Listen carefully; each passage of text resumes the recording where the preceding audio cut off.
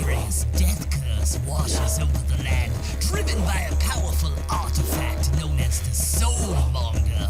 4 would-be heroes have been sent to the jungles of Chult to destroy the cause of this terrible affliction. Vale, the half-elven paladin who's just now learning of his divinely granted powers. Ubo, the total monk from a distant land who's as quick with his wit as he is with his staff. Brilinya, Aasimar warlock sent on this quest by her temple, discovering herself in this strange new land. And Gunslinger Cole, tiefling artificer and archaeologist who may just dig up more than she bargained for.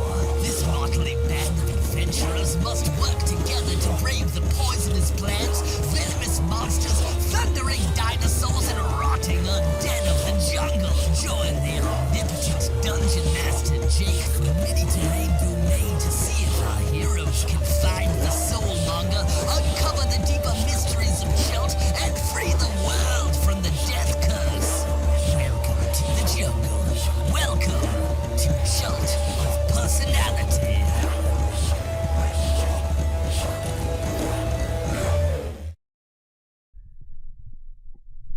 Hey internets, it's Jake from Mini-Terrain Domain, and this is Sunday night at 8:30 p.m. Eastern, which means it is time for Chult of Personality, and this is episode 50. Of nearly 2 years of playing, we are now reaching our 50th episode of this campaign. In our long-running Tomb of Annihilation campaign, this episode is entitled 3 Chest Monte, which will make more sense when we get to the recap and see what these players are going to do. But first, a couple of quick announcements. First of all, look down below Megan in the Brilinya corner. You can see 2 logos, one for Jasper's Game Day, one for Initiative Coffee Company. You can, in the chat, simply type !Jasper, and that will bring up the direct link to donate to Jasper's Game Day, an organization dedicated to raising awareness of and the elimination of suicide through tabletop gaming. And any money raised to support Jasper's Game Day specifically goes to benefit crisis centers around the country. To that end, Mini-Terrain Domain has partnered with Initiative Coffee Company. Simply typing !Coffee in the chat will bring up the link to Monte roast coffee, a medium Brazilian and Peruvian roast coffee. Available for purchase at that link. Every 12-ounce bag of coffee that you purchase, $3 of that will go to benefit Jasper's Game Day. On the subject of trying to eliminate and raise awareness for suicide, we want you to know that we think you are important.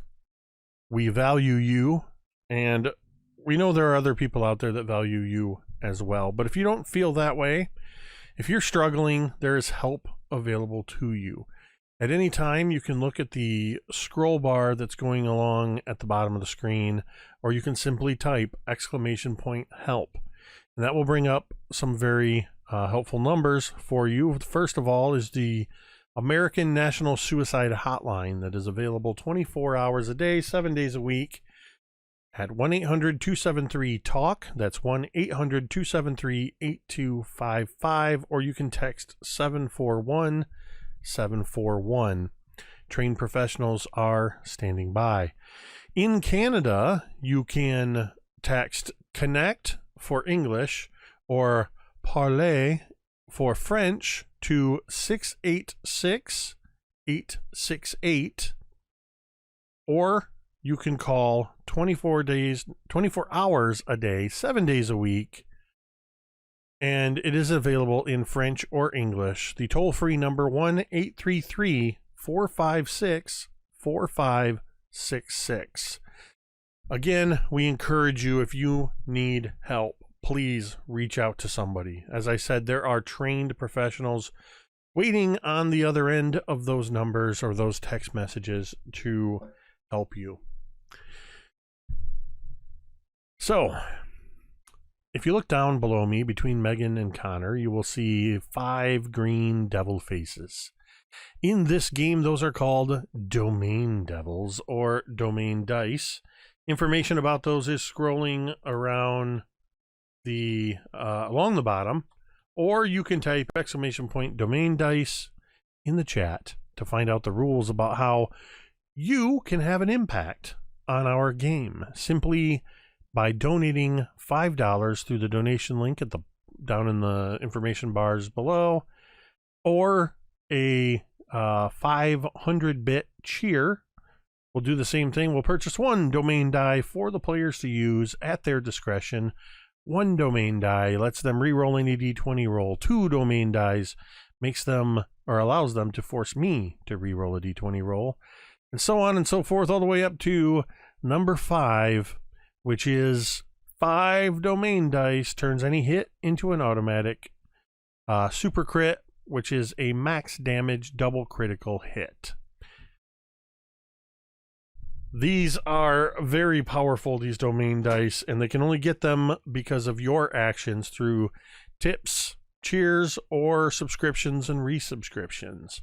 For example, in our game last Thursday night in the Dawnbringers, we had a wonderful viewer who bought 10 gift subscriptions for members of the audience. Immediately, 10 people in our audience received a 1-month gift subscription, and they purchased 10 domain dice. So that's another way that you can do it. So with that, we're going to get started. I'm going to let you guys know what happened in the last session, just as a bit of a recap here. While dealing with the aftermath of the death of their friend Dunala, Qualu's best friend from Chult, Dunala, they took a long rest in a previously cleared part of the tomb before moving on.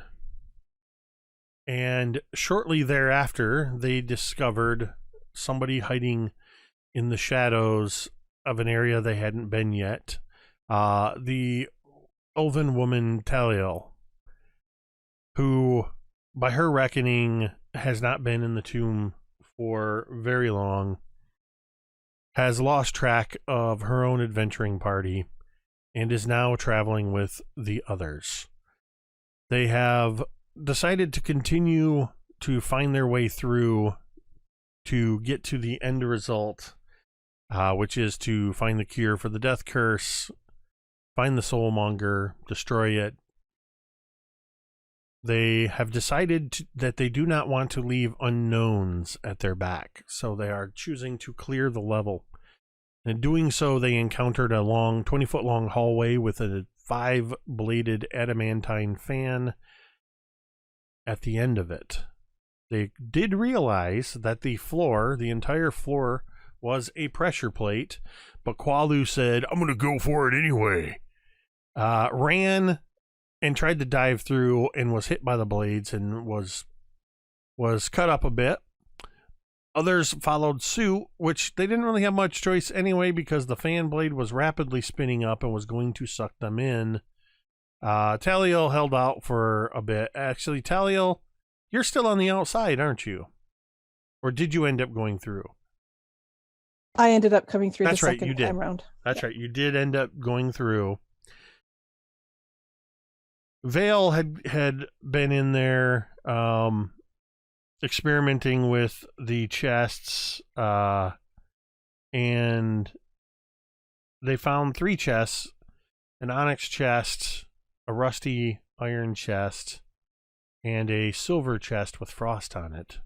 Each one of them 5 foot by 3 foot by 3 foot. Opening the lids, they found keys on the inside, and a part of their clue from outside the tomb said the keys only turn on the inside. There is a 20-foot deep pit in which there is another one of the 9 trickster gods sarcophagi down there,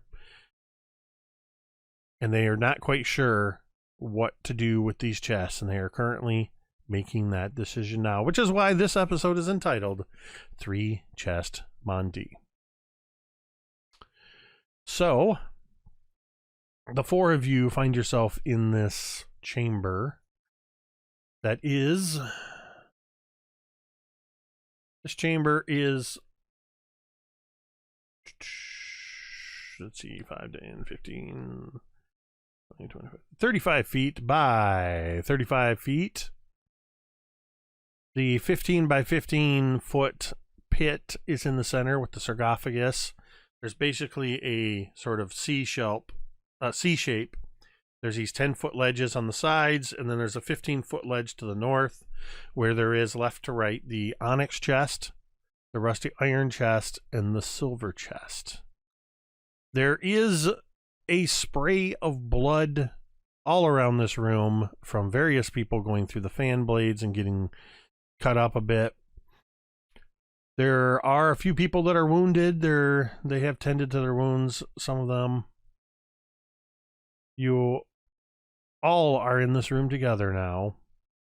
And last note of a reminder, the sarcophagus at the bottom of the pit, unlike any of the others, appears to be made of solid stone. There's no edge for the lid and no obvious way to remove the lid. You now stand before these 3 chests, each of them 5 feet long, 3 feet deep, and 3 feet high, large enough for any medium-sized humanoid to easily get inside. And you were just having a discussion about possibly getting inside 1, 2, or all 3 of these chests. What would you like to do? First thing is I would like to cast Lay on Hands on Brilinya and Qualu. Oh man, a lot of people. You know what? I'm just gonna tap everyone and bring them all up to health. So that would be 16 for Taliel, 12 for Brilinya, and 5 for Qualu. So yeah. Which brings everybody up to full? Except for you? Yes. You're only right. down by 1. Yeah, I'm really not gonna. All right.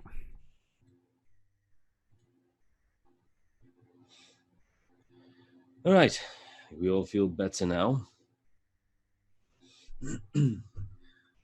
And I guess well, since I was the first one in here, I'll probably explain explain the chest and how it relates to that bit that we heard. I'd probably end off explaining how they all work and stuff with. And I think I should go into that one, the one with a bit of frost on it. Seeing as how I've got the ability to protect myself against it, just in case there's any cold or any other damage one of us might get from it. I will go in one. And I will go in another. And Megan, your mic just broke all to hell. no. Gosh darn it. I figured I'd say something since it's right at the start. My mic didn't even try today. All right. So Brilinya said, I will go in another. Taliel, that means you can stand out here and let us know what happens. And if you all go someplace else?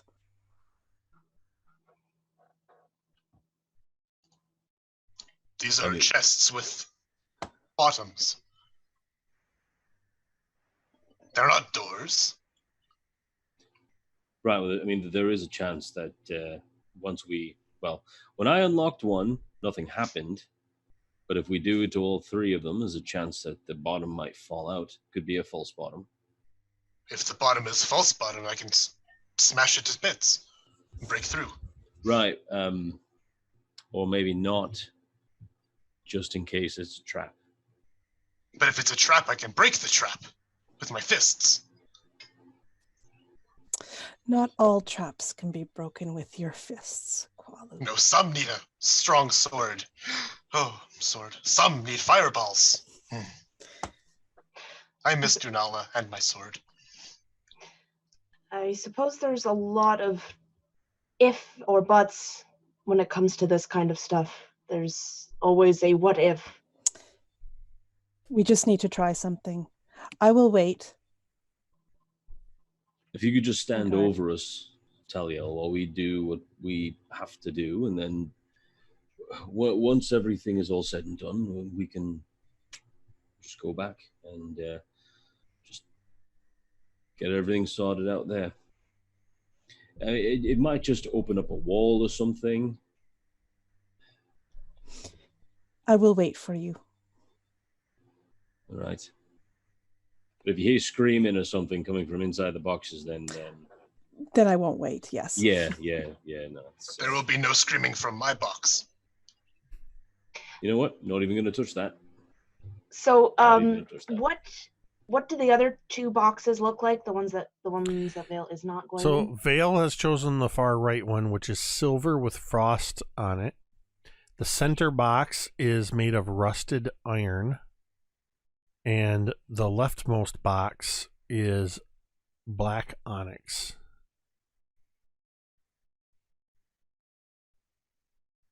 Hmm. And Vale mentioned he's chosen the silver one because he has cold protection, which I believe is your armor, correct? That is correct, yeah. Do you have armor of resistance, or do you have Yeah, I dragon got scale? white dragon scale armor. What the hell gave you white dragon scale armor? DM. Pretty cool guy. Koalo, do you have a preference in which? I do not choose my chest on its appearance. That's a strange question to ask me. I see no difference between their make, besides their make. Whatever riddle the madman makes of this, I will not play his game. I will not think and hurt my head over deciding which of these to climb in. All right, we'll make it easy. I'll go in the center, you go on the left. There, decision's made for you. All right, Brilinya's going in the onyx chest. Qualu's going in the rusty iron chest. Vale's going in the silver frosted chest, and Taliel is staying outside to see what happens. So you each climb into your chests, and Qualu, it's not necessarily that it's a tight fit, but being a half orc and being a bit larger, it's snug, but not overly tight with 5 by 3 by 3. That's plenty of space in there. You each get inside, and you can see as soon as the lids are open, you see the keys that are... Well, actually, I believe you had previously opened all 3 anyway to see that there were keys in all of them. And they were golden keys inside adamantine locks. You each close the lid down on top of yourselves, enclosing yourself inside the chest. Taliel, you watch as these people you've just met, climb into these chests and close the lids. Almost instinctively, your longbow, you slip it off of your shoulder, it's in your hand, ready just in case. Now, you guys didn't really work out any system. Is your plan to just close the lid and turn the key?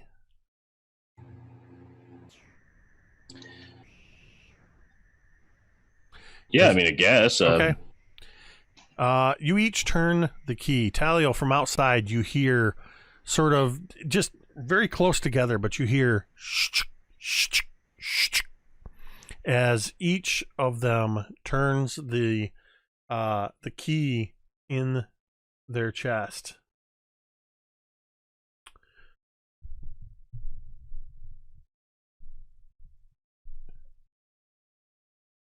You hear a sound, Taliel. It's very subtle, but it's coming from inside the pit. It has a sound, just this sort of, but it's very muted, coming down inside the pit. I would immediately look down and see what is happening down there.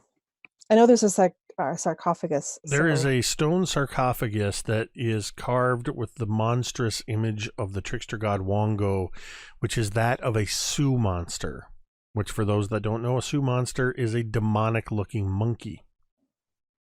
Taliel, you see something has changed about this chest. Something that wasn't there previously. Above the carving of Wongo the Sioux monster on the chest are now 3 buttons. One of onyx, one of rusty iron, and one of frosted silver.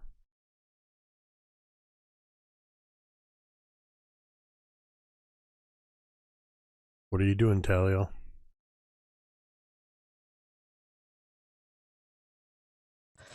Taliel is...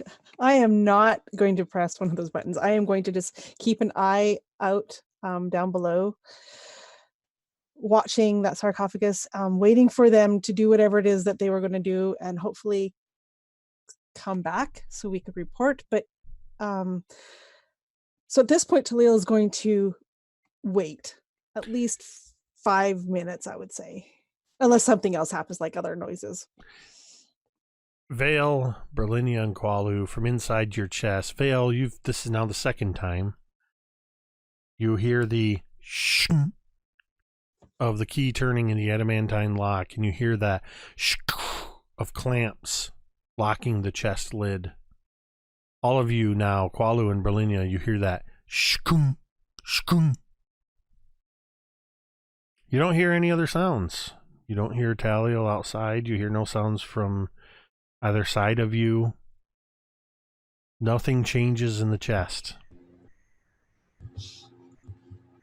I think I would at first be a little bit nervous, and then I would probably just like close my eyes and kind of just start praying to Ubtao for a bit of guidance, or just kind of hanging out and saying, "Hey, how's it going? I mean, just checking up. It's been a while. How you keeping yourself? You doing okay? Just like that. Yeah, basically." Vale, if you've ever had that feeling where you think somebody's in the room with you and you go to say something to them and then you realize you're all alone, that's what you feel right now. You kind of sense like the presence of Ubtao is there somewhere, but he's more distant than he has been at any point since you've entered Chult. And it's kind of like this thing that you've gotten so used to, and it wasn't until you went to talk to him, because you were just used to him being there this whole time, and his presence is there because you still have your magics. But like I said, it's like you go to turn to say something to somebody and you realize they're not there. There's no answer. Yeah, then I think I'd just kind of, in my head, just kind of relax, have patience, and hope that Taliel does something. Qualu. And then says everything's okay. Qualu, what are you doing inside your chest? I turned the key. What next? He yells out from his box. It's stinking in here. Might be my fault. Hello? Taliel, it's still silent outside. chests. I imagine this almost like in a scene in a movie or TV show. We hear Qualu yelling from inside, and then we cut to Taliel outside. We hear, it's stinking from inside. That might be my fault. Brilinya, what are you doing inside yours besides playing Xbox and eating Doritos? Brilinia's just camping out. It's like her little hideaway. She's like, oh, finally. I actually think that she is going to use her ghostly gaze to see what the other two are doing. Like, if anything's happened to them in the box, like, what is Taliel doing? I don't know. I don't think she can see Taliel, but she can at least see the other two.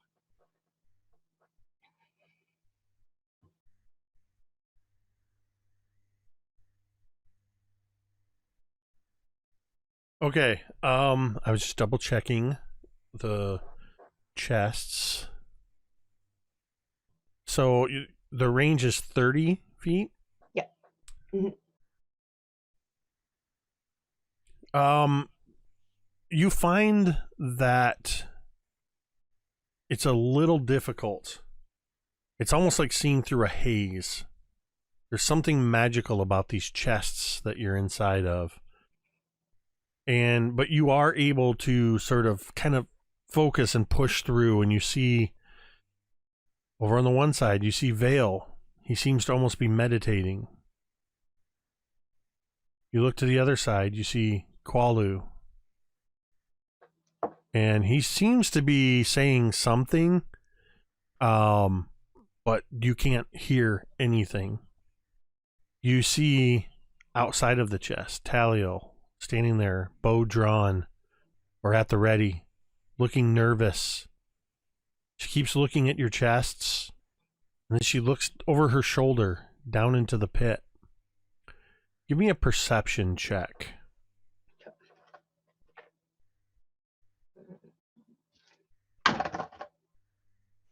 That is a 9.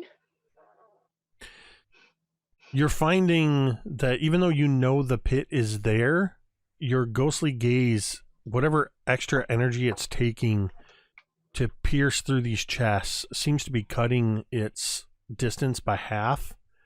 And you can't quite even see the sarcophagus because it is at the bottom of a 20-foot pit.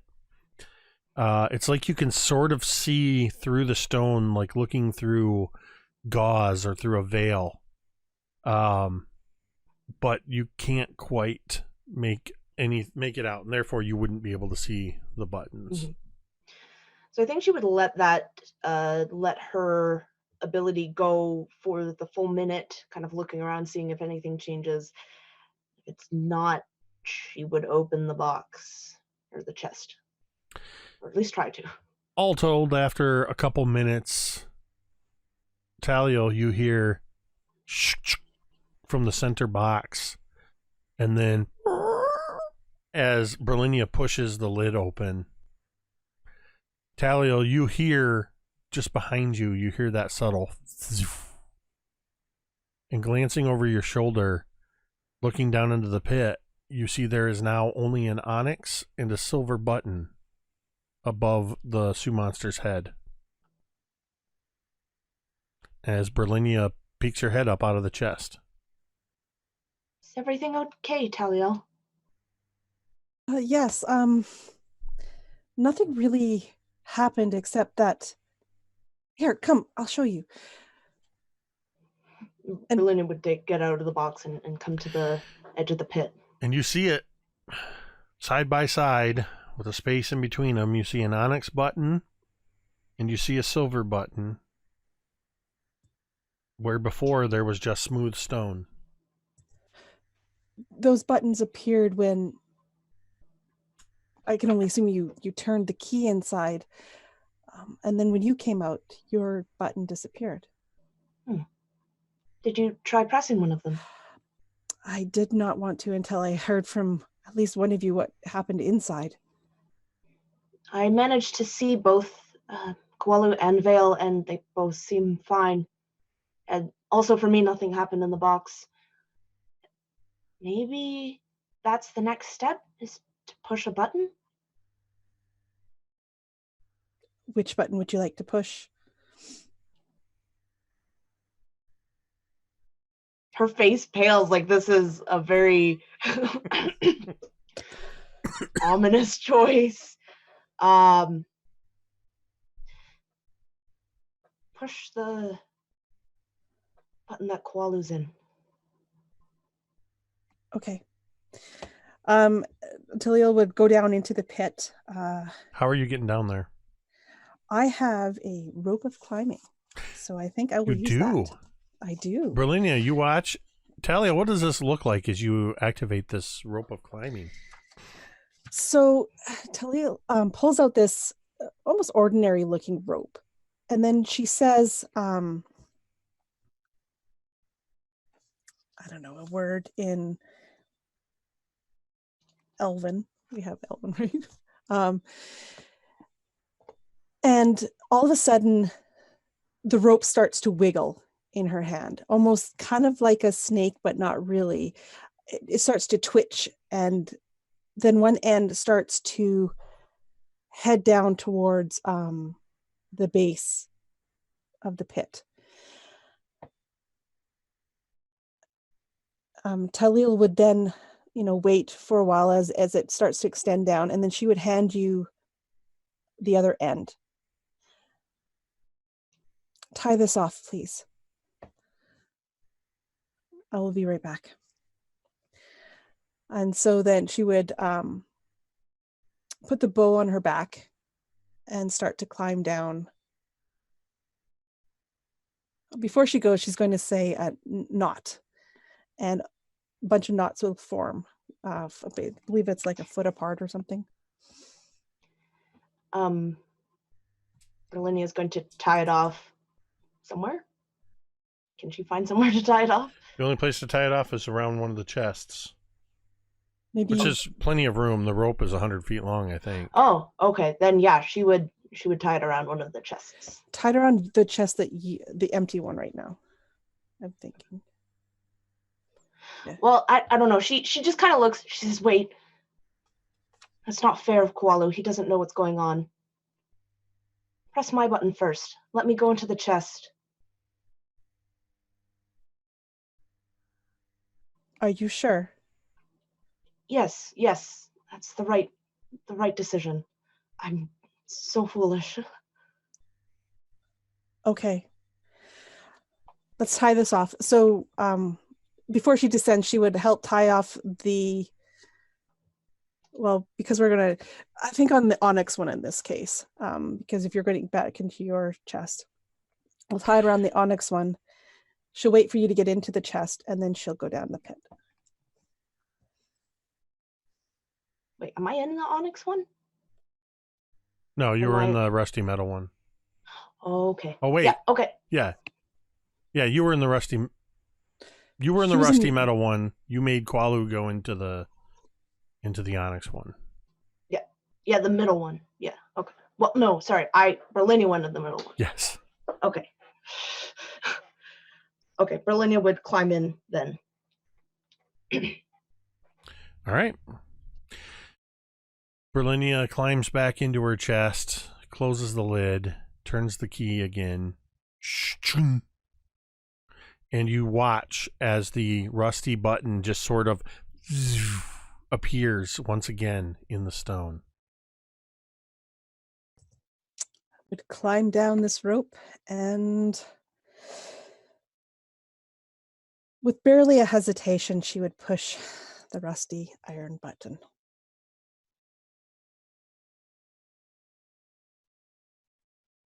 You press the button,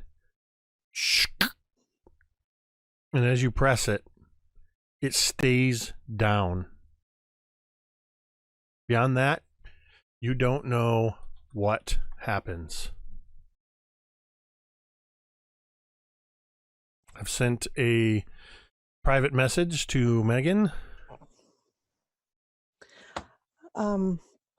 Taliel would actually climb up as soon as she's pressed it and it stays down, she would immediately climb up that rope and I guess rush to the chest if it's still there, or basically see what happened.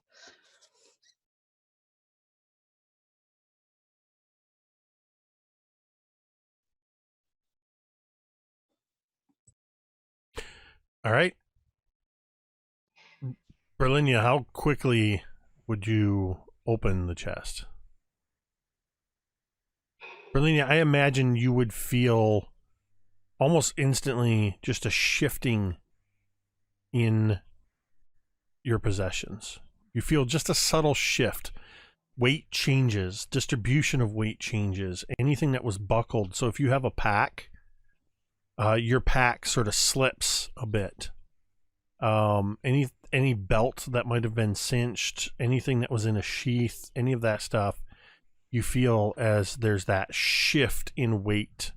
And I would say with the combined weight, now you don't have a lot, but with the combined weight, it's probably a couple pounds worth. It's suddenly just released from your shoulders and your waist, and you feel that your pack sort of go and straps fall loose. Yeah, I can imagine too. She didn't have any weapons, but she did have some adventuring gear on her, and she would have Yeah, felt I not only believe you her- had like crowbar, pythons, Mhm. all that stuff. Emphasis on had.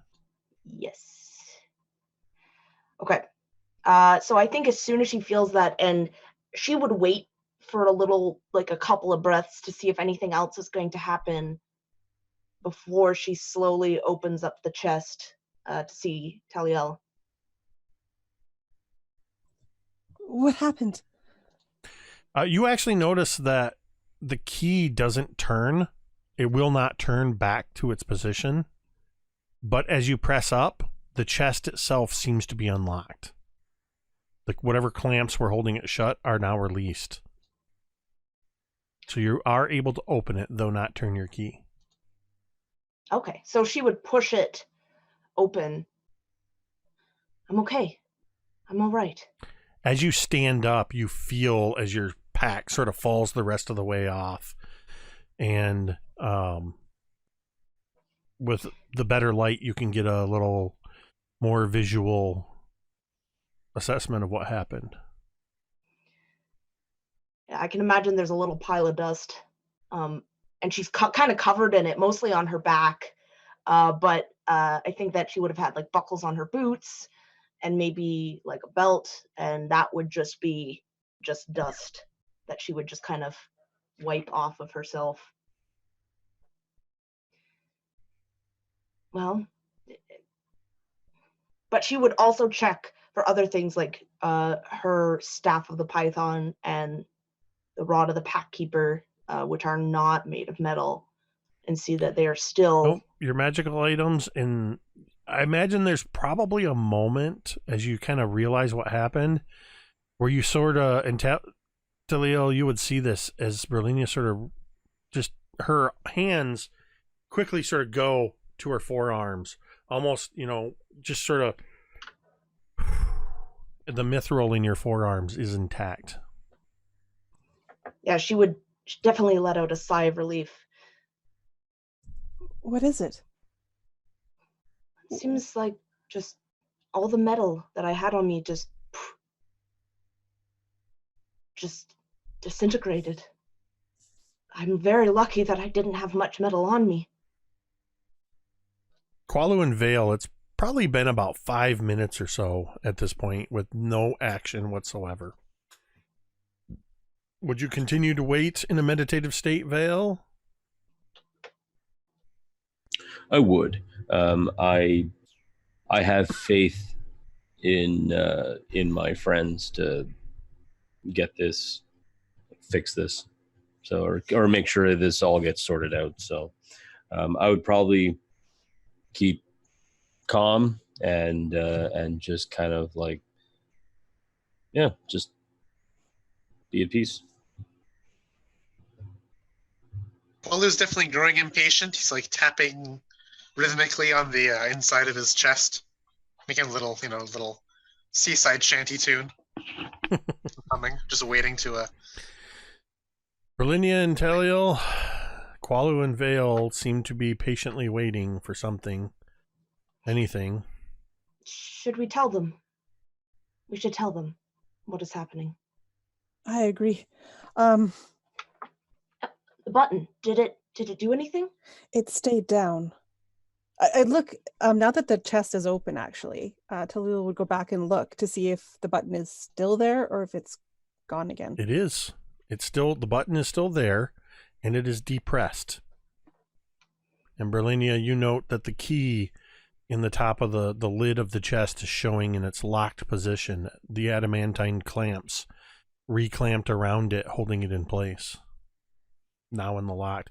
So picture it like this. When you're looking at the lid, the key was in the center of the lid in sort of a vertical position, but now your key is like this, is at the horizontal because you've turned it into a locked position. Okay. Well, that looked like it worked. And I think Brilinya would move over to the silver chest and just kind of knock on it. There's no response. Should we press their buttons too? Bad that they don't know what's going to happen, but... And she would, like, pound on it. And assuming that There's they're no still... response. All right. I mean, they went into it knowing, right? You know them best. I will descend again. I'm going to press Vale's first. Okay. Let me know when I can press Qualu's. Hold on one second. I need more dice. 5, 6. And I want you to get only the ones that you know are the highest rolling dice. 8. Like the best of all of your dice. The 9. ones that are like skewed all to the highest numbers. And even that joke D10 you have that just is just all zeros. I want you to get that one too. 10. I think that's right. Okay. All right, so you're pressing Vale's button first. Yes, that is correct. All right, you press the silver button. And the button presses down. It's cold to the touch.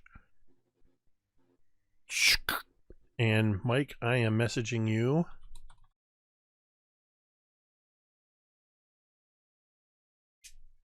While I wait for you to respond, I'm rolling a shit ton of dice. Yeah.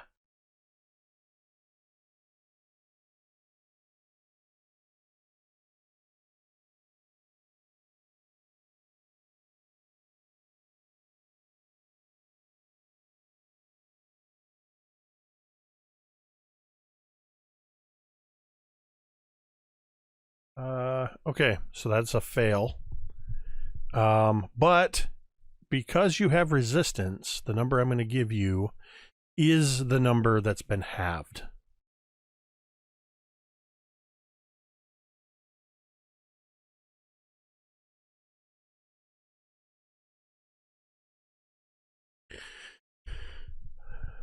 Other than the button being pressed, Taliel and Brilinya, you notice no change. Vale, from within your chest, there is suddenly... So, I have a question. Yes. I have, the paladin ability to take half damage from attacks, like spell damage. This is not a spell attack. Okay, just wanted to make sure. But going forward, how would that work with both my armor and that resistance? Do I have it twice, You would quarter it, yeah. If Okay, cool. it's a cold damage, Yeah. then from a spell. So yeah, if you got hit with like a Ray of Frost or Snillix Snowball Swarm or whatever, which is an actual spell. Kudos for nailing that one. I didn't even look it up. I'm like, I think that's right.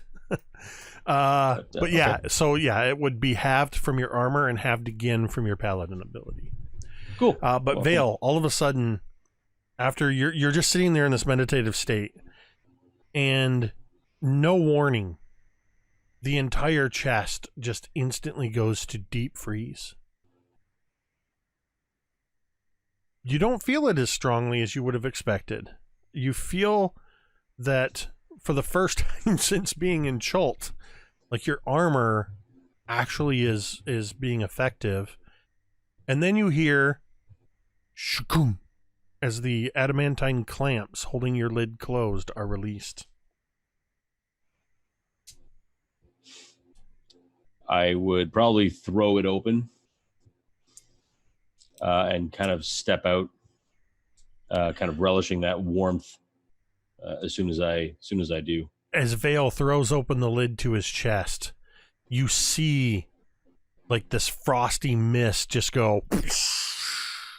Vale himself seems to be steaming, and this mist just spills over the side and begins rolling down. Who's in the pit? Taliel, are you down in the pit still? You see as some of this cold mist begins spilling down into the pit as Vale suddenly emerges. Vale, are you okay? Yeah, just a bit cold for the first time. Felt kind of nice, but it's nice to warm up a bit. I'll be fine. You? Are the two of you okay? Yeah, we had to press some buttons to activate the chests, apparently. There's one left. Qualu. All right. And then Brill would look to Taliel and also nod. I don't know what this is going to do to him. I don't know what onyx means, but get ready to open his chest if you can. Here I go. And she would press it. All right. You press the button. From outside, for the moment, all right, I got to split this up right because, all right, you press the button in. It goes down. It stays down. Since we already know dice are involved, I'm going to roll another fistful of dice. And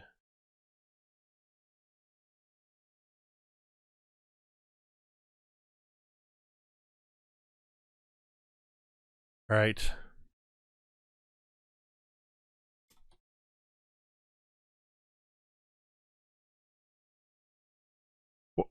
Connor, I just sent you a private message. Inside your chest, with your growing impatience, with no warning whatsoever, to you, it almost feels as if the lid, the floor, and all four walls of the chest instantaneously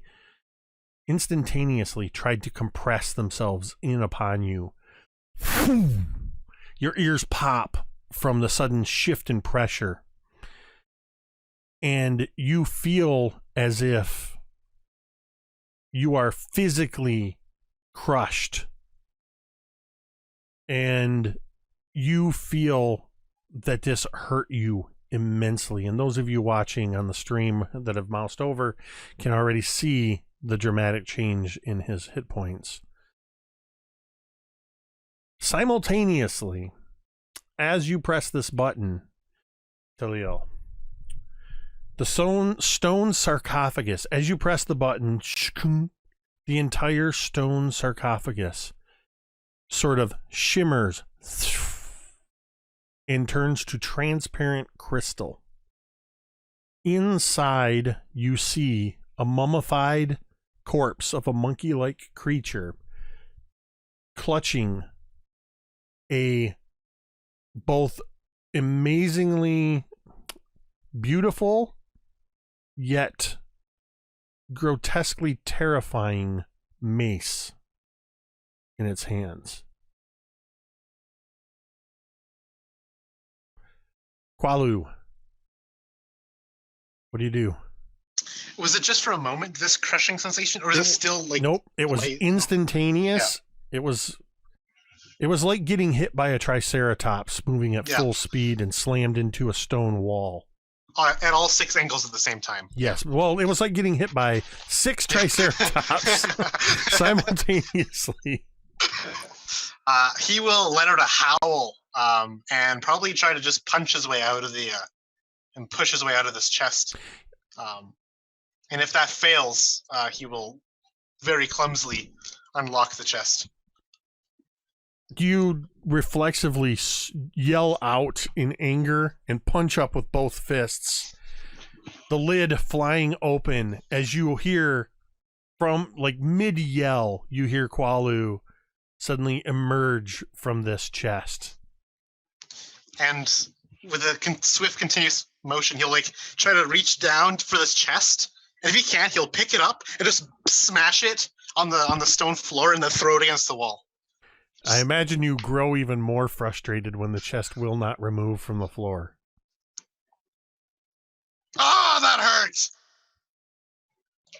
With that, and as that hurt, he says that Brilinya immediately is going to heal him. This light just kind of emanates from you, Qualu. And do you heal? And this, I would imagine this happens almost immediately. Like that 5 or 10 seconds it took for them to agree to push the button after you emerged from your chest, Vale. You see how I thought this was going to go.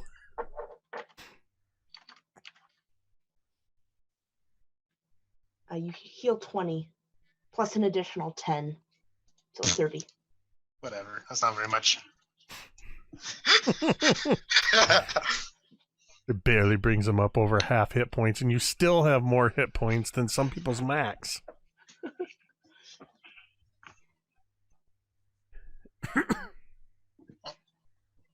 Why am I in?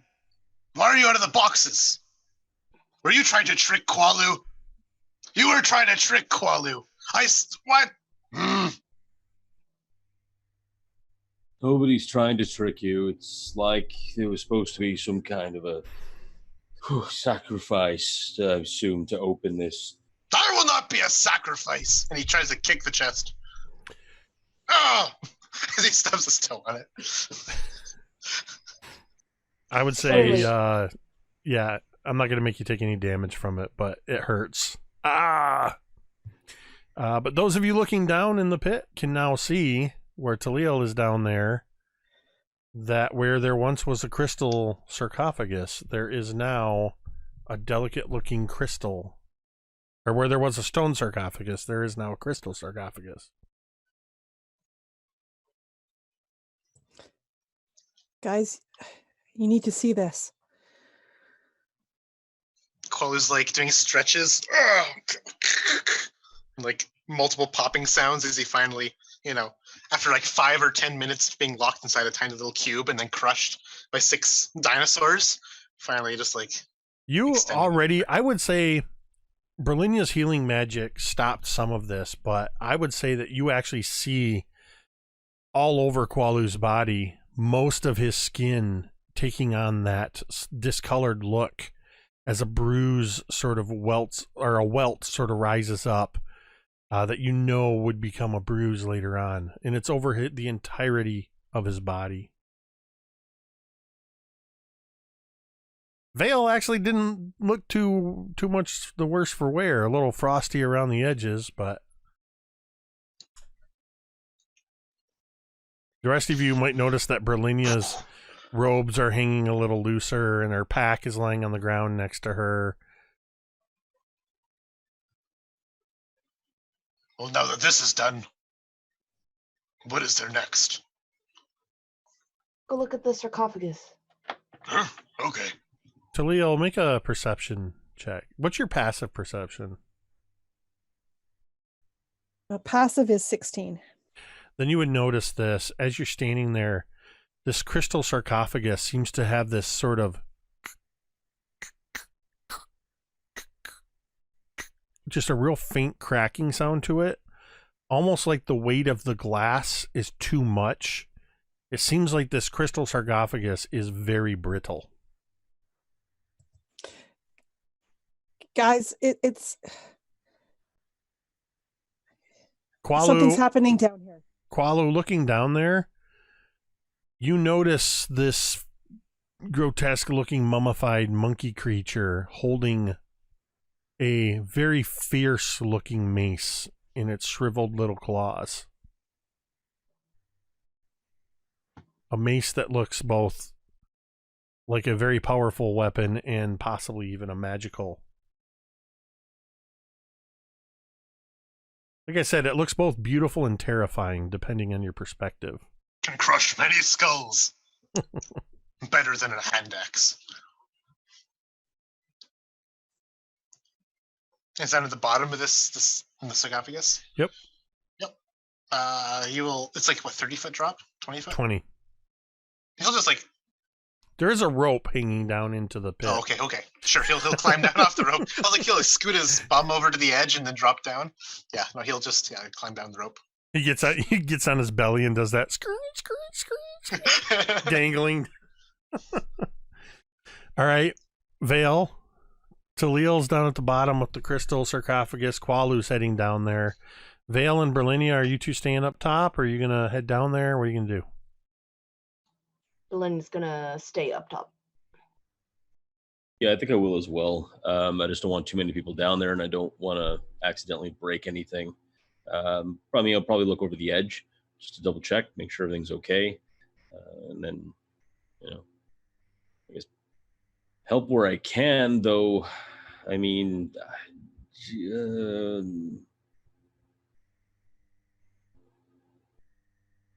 I think Taliel would, as soon as Qualo was actually down in the pit, Taliel would back up and away from the sarcophagus, and she would actually ready her bow again.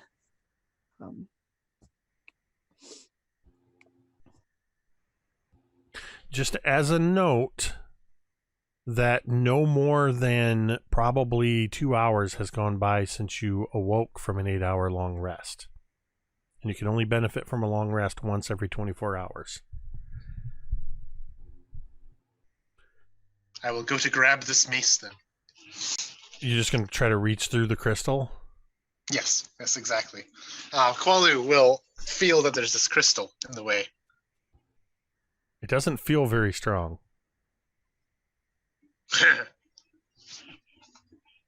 What's your strength modifier? +5. And you're just gonna double fist just Yeah. You do so, and it's almost like pushing through rice paper. That's why I asked what your modifier was. This thing's AC. It was beat just by your modifier alone. You almost broke it by looking at it. The whole thing just goes and just disintegrates into 1,000 shards of glass on the ground. Not even shards, just pebbles of glass. And almost immediately, you see the mummified Sioux monster's eyes open. And it snarls at you. And you feel this pulse come out, spreading outward from the mace. And I need everybody to make a wisdom saving throw. Ooh, that's Qualu's specialty. Everybody's within 30 feet. Brilinya should benefit from you, Vale, but the others are too far away, I think. Are they? Oh, okay. Yeah, because they're 20 feet down, and I think it's 10 feet. Within 10 feet of you. Yeah. Boop. So is this a saving throw to avoid or resist a trap? This is not a Like- trap. Oh, I got a 19 on my wisdom save. Well, If it's versus fear, I would have so it's- advantage. But... so add 3, Megan, to your roll. Oh, dang. Oh, 15. Nat 20. So I wasn't ready for this. I rolled a 2 on the dice. That's a total of 4. all right. Just as a reminder, because you're basically new to MTD campaigns. You do have domain dice that are used at your discretion. They are a party pool, but it's the individuals choose when they're going to use them. You're not required to use it, but I do want to remind you that is available to you. And so, Megan, is that 12 before the +3 or? Before the +3. Okay, so you got a 15. 30. What's the 34? Is that your wisdom save? That is my wisdom save. I rolled a natural 20. I have a +11 to my wisdom save, and then +3. Holy crap! I got a 19. So Yoda ain't got shit on me. All right, so Oh wait, shit ain't got Yoda on me. Might as well do it right. Taliel. As this happens, you are terrified. You are instantly hit with a wave of pure terror. You must spend your turn trying to move as far away from this mummified Sioux monster as you can. You cannot willingly move within 30 feet of it, though you are forced to be within about 10 feet of it right now. You also cannot take reactions. On your turn, for your action, you can only take the dash action or try to escape from an effect that prevents you from moving. If you have nowhere you can move, you can use the dodge action. At the end of each of your turns, you can repeat the saving throw. Otherwise, you will be terrified for 1 minute. And I need everybody to roll for initiative as the spirit of Wongo is attacking.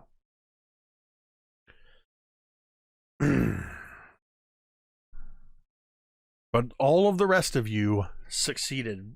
Brilinya, you feel a wave of fear sort of well up inside you. And then you look over and you see Vale standing strong and resolute next to you, completely unfazed.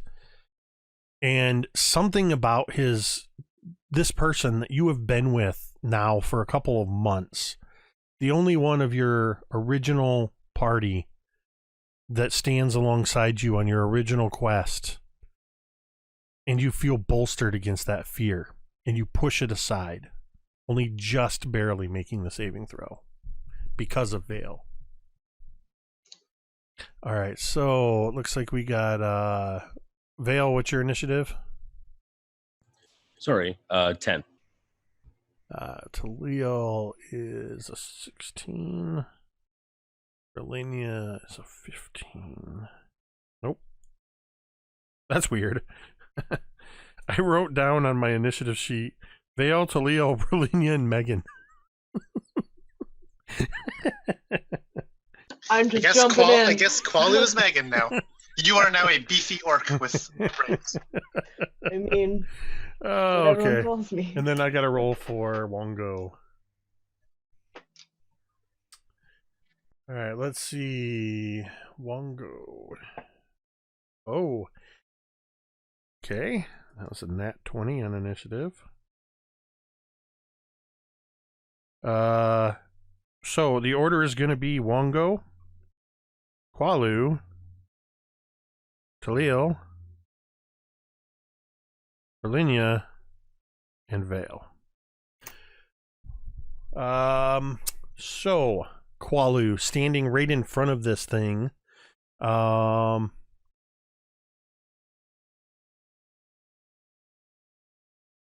It leaps up from its resting position.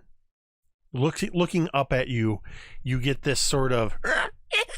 I can't even do the sound. I'm trying to make a horrified sound.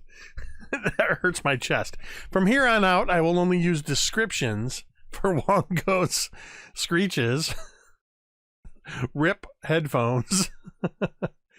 As Wongo brings the mace up in an uppercut at you, Qualu. And that is going to be a... One second, because I got to bring this...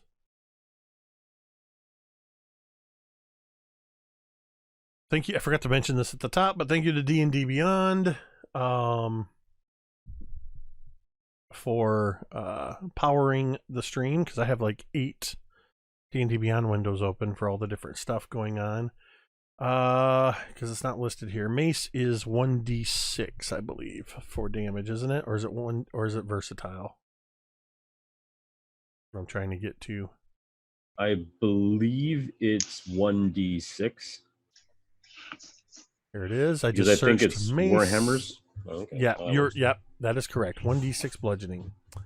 All right, so with a +5 to hit, Wongo gets only a 13 That's good enough. I'm wearing no armor.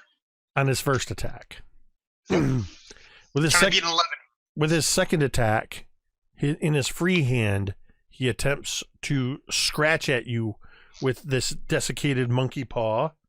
And I'm going to roll a different die. Oh, good lord. And that's a 10. He misjudges how big you are and how you're not immediately in his area of attack. So he misses with his double attacks. Qualu, it is your turn. With this angry mummy monkey in front of you. Didn't you roll a 13 on the first one? Oh, yeah, sorry. So that did hit you?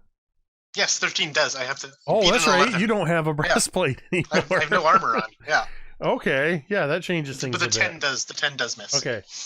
So you take 6 points of bludgeoning damage as the mace does connect. And then he attempts to follow through with a monkey paw and he misses. And now it is your turn.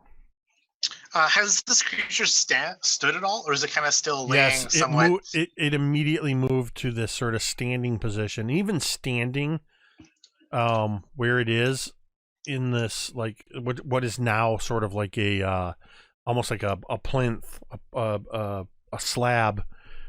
It's not up to your full height. It is, I mean, it's a Sioux monster. It's a small monkey-sized creature. Okay. Then he will.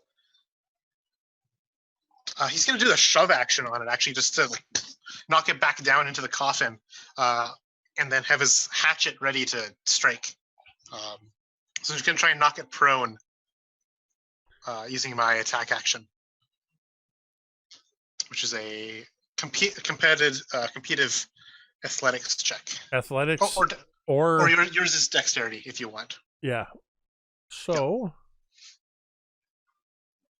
that is a nat 20 on my Atcon die for a total of 23. All right. Well, that's a total of it's a roll of a 2 for a total of 11. You sort of reach out to shove this little creature, and your hands hit it in its chest, which it sort of does that monkey thing where it rises up and lets you hit it in the chest, and you see dust that you know is bone and flesh, and it doesn't budge. I'll bring my hatchet down with my second attack straight into its skull. That is going to be, oh goodness, it's not a great sword anymore. 18 to hit. That will hit. For 10 points of slashing damage. You bring your hatchet down right into its skull, and its eyes sort of look up at it for a second as you pull it out. No blood comes out. Nothing comes out of the wound. And for my bonus action, I'll pull out the other hatchet I have and strike with my offhand for some two-weapon fighting. That'll be a 26 to hit for 6 points of slashing. All right. That's my turn. Taliel, you can only dash or dodge as you are terrified of this thing.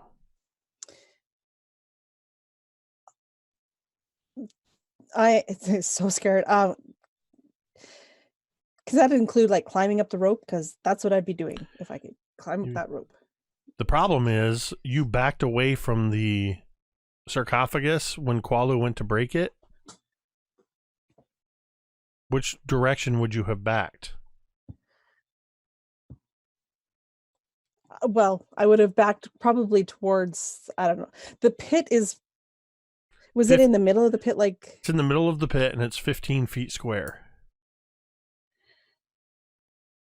Well, I would have backed to the side where the chests would have been. Yeah. That's fine then. Yes, you'll absolutely, you sort of reach back without looking at first and you find the rope and you will use all of your speed to get up out of the scramble up. Vale and Brilinya, you see a terrified, eyes wide, so wide you see the white all the way around her eyes as she scrambles up and moves even further into the corner behind the chests to get away from this thing. Gibbering as well and some... And I need you to make a wisdom saving throw again.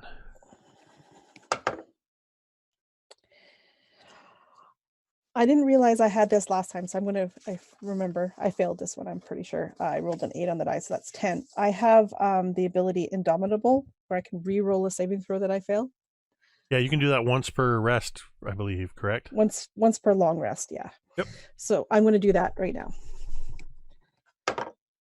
That would be a 13 in total. Thinking that in your mind, you're just trying to get as far away from this thing, get it out of sight. You get behind the chest, you're panting, and you close your eyes thinking, I can't see it, I can't see it, I can't see it. And you realize you are still terrified of this thing. You know it is just down there in the pit. So that is your turn, Taliel. Brilinya. Brilinya, with this bolstered confidence, walks to the edge of this pit and looks down at this mummified sea monster, and she outstretches her hand in these two large blasts of energy come bursting forth. She's going to hit she's gonna try to hit the sea monster, and I pre-rolled for a 27 and a 22 to hit for my Eldritch Blast. Yes, those will both hit. So that's a total of a 26. And he gets pushed back 10 feet. 26. Actually, wait. Gets pushed back 10 feet. So in the wake of you trying to push this thing over Qualu and then hitting it, and it takes the hits, and it barely seems to acknowledge that it's been struck by your hatchet blows. You watch as Taliel, she next to you, scrambles up the rope, when all of a sudden there's just almost simultaneously these two blasts of this almost radiant energy shoot from above. And just at the sound of the sea monster Wongo glances up like and gets blasted in the chest and goes flying like a rag doll off of this slab, where it slams against the wall, and you hear the metal of the mace against the wall, and then it just sort of slides down where it is now lying on the ground at the base of the wall at the foot of the sarcophagus slab. Anything else, Brilinya? Vale, you are up. All right.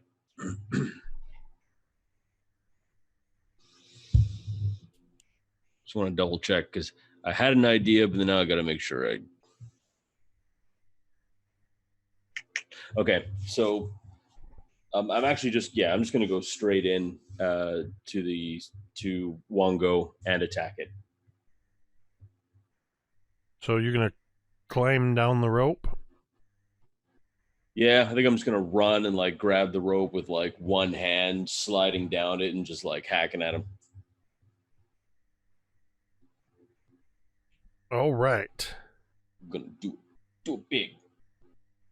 Maybe? Okay, that's good. So that will be a 25 to hit.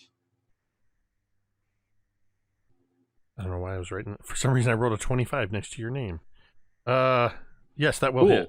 That will be my permanent to hit, and then I'll just let you know. Is that a thing we can do? No? Okay. 25 does hit. All right. So that will be 14 points of magical piercing damage. And then I'll hit him again for good measure. That one was not so good. That is a 12 to hit. Nope, an 11 to hit. Sorry. It does hit him. Oh. He's a mummified Sioux monster. He doesn't have much in the way of armor. I know, but that's my skeptical face. I just figured he was like agile, like a, Sioux monster would be. I don't know. But this time, I'm also going to use a bit of a bump with my Divine Smite. And I'm going to use a single level 1 spell. So first, yikes. First, it's going to be 8 points of magical piercing damage. And, that's better. And 13 points of radiant damage. Vale, you have put a hurtin' on Wongo, the Sioux monster mummy. I feel like in the back of my head, dang it. And I forgot his name, and I'm the worst person ever. Obalaka? Thank you. Imagine Obalaka, like, in my head is yelling to, like, stop and run away. Yeah, probably Obalaka. In your head, you just hear, ah! Yeah. Just terrified scream. Followed by, I'm out of here. And then you hear the door slam again, followed by thunderously echoing footsteps. Yep. It's like, there's no way my brain is that small and my head is that empty. There's no way. And as you follow up with that last attack, and the radiant energy washes over the Sioux monster. You know what I just realized? Do me a favor real quick and re-roll your D20 twice. Mine? Yes. Okay. Just let me know what you get each time. All right. So first time it was a nat 2. Okay. And next time it was a nat 13. Okay. Because he was prone at the bottom of the wall, you would have had advantage on those attacks. So I just wanted to see if you were going to get a crit. Gotcha. So as you finish with that last attack, pressed up against the wall, you hear thum as it uses the mace to pull itself up. And then using the wall again, it sort of leaps upward and brings the mace up in an arc towards you, Vale. That is a nat 20 to hit you.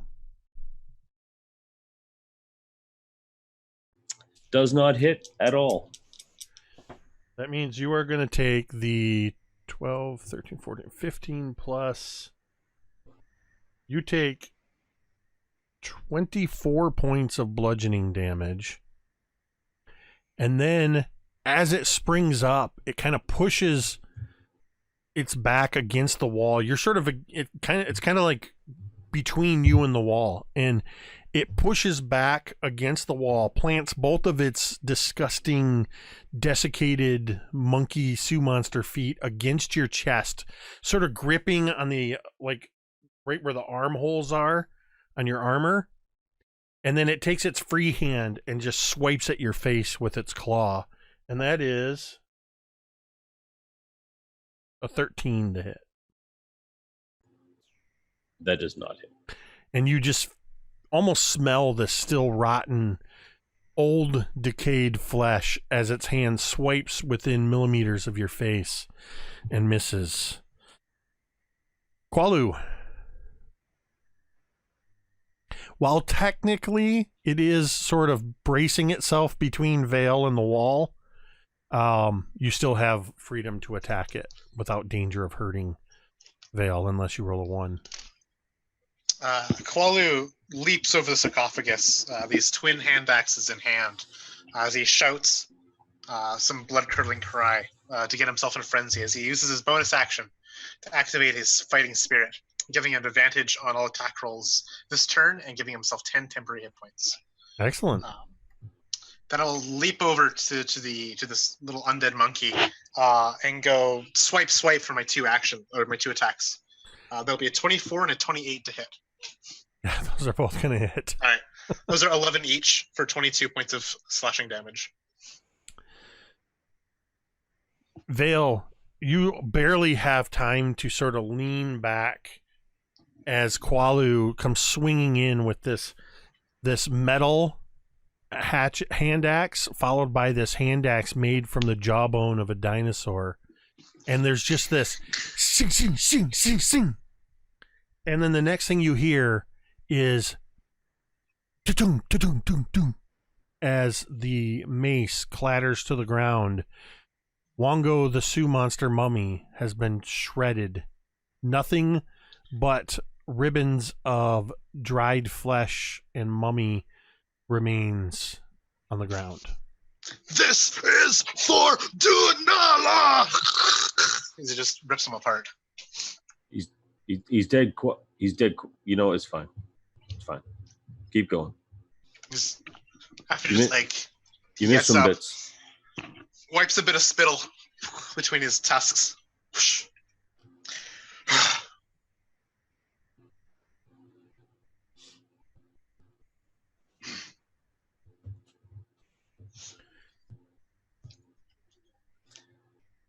Whew, well, good. Glad that's over with. Qualu, the mace, now lies at your feet. What were you guarding, creature? As he Hang, picks it hang up. on. No, Hang on. I will not Hang hang on. on. Just hold on a second, because I everything. am very much reaching. My back is just a bit sore from that chest.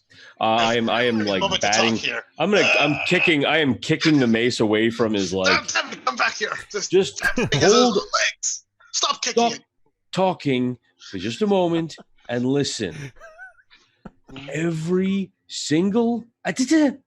I'll just like bat his hand again. Ow, Every single that's bruised, time. you know. Well, good. Every single time that one of these items are in a sarcophagus, I swear to God, I have a sword, unlike you, and I will stab you. Every single I time don't we've have a gone sword. into it, I know. Every single time we've gone into a sarcophagus, one of the creatures has inhabited one of the items. And we killed it. Okay, we've killed its physical form, but it's got I a. killed it. Yes, you did. Good for you. I'm very happy for you. Extra rations for you. Now, Oh, the creature's spirit could still be inside the weapon. Then I will smash the spirit. Oh, fuck it. Go for it. Go on, pick it I up. Yeah, win. there you go. There you go. Your words mean There you nothing to go. me. It's fine. It's fine. I'll just if it takes over you, I'll just have to kill you. And I'll pick up the mace. I'm on the ready. I'm gonna cast Moonbeam at 4th level. Just the I'm going to strongest. cast attack action at 10th level. Just gonna hold it there just in case. As you pick up the mace, red smoke begins to seethe and pour out of the head of the mace. And it sort of some of it spills down the handle and across your forearms.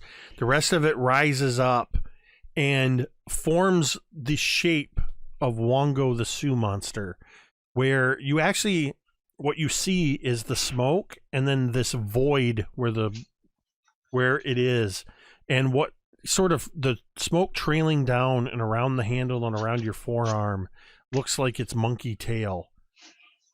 Suddenly, with a roar, it screams at you, "Let me in!" And the smoke all rushes right towards you, and I need you to make a charisma saving throw, Qualu. Is this versus fear? I doubt it. Nope. Cool. All right. 0 to the roll. I rolled a 13 for a total of 13. You all see this, and you see as Qualu barely has time to I have perhaps a veil bonus, don't I? Oh yeah, you do have a veil bonus. So it's 13 plus a veil bonus, which is 5 or something? 3? 6? 2? It's a 3, which makes your so save that'd be a 16. 16. 16. You see as Qualu just sort of leans back, and this form just goes, and the smoke dissipates across your face. Unable to inhabit you, the smoke goes and into the mace, and you now hold, unaffected by the trickster god of Wongo, you now hold in your hand a magical mace of terror. Puny trickster god. So you can go into your inventory manager and look up Mace of Terror. It only has, make sure you mark on the charges that it only has 2 charges remaining because Wongo expended 1 charge. And then you will be able to see exactly what it does. Taliel, it takes a moment, but your fear gradually subsides. And you're able to see down into the pit, tentatively looking down there, that your new friends have defeated this creature. And Qualu now holds the mace in his hands. And Vale and Qualu in particular are covered in dead monkey dust from the destruction of Wongo. And that is where we are going to take a quick break. We will return in 10 minutes to see, for all intents and purposes, you have cleared like 99% of this level. So we'll see what these folks want to do next. We'll be back in just 10 minutes. And we're back. The intrepid adventurers narrowly escaping another trap. They are in, some of them are not in the greatest of shape, most notably Qualu and Vale. Although it's argued Qualu is, in the current state he's in, is in the better than Brilinya on her best day. So you have managed to unlock a 3rd sarcophagus on this first level of the tomb. You have another one of the trickster god's magic items in your possession. Vale has the ring of protection from Obalaka's. Brilinya has the rod of the serpent. I believe it was Moya. Hold on. I have the list over here. It was Moa, I believe. And then Qualu now has Wongo's Mace of Terror. And thus far, Vale is the only one to be inhabited by any of the trickster gods, and so far by 2 of them, having previously been inhabited by Kubazan and now inhabited by Obalaka.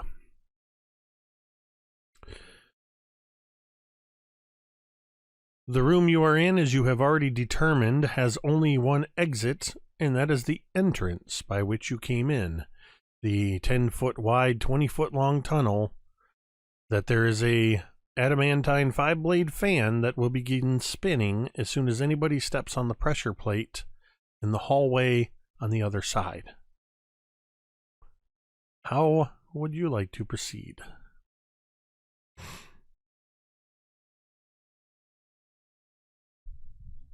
So as Taliel comes back to her senses a little bit, she goes to the edge of the cliff and calls down like, I don't like this room. Let's leave it, please. We'll have that blade to contend with.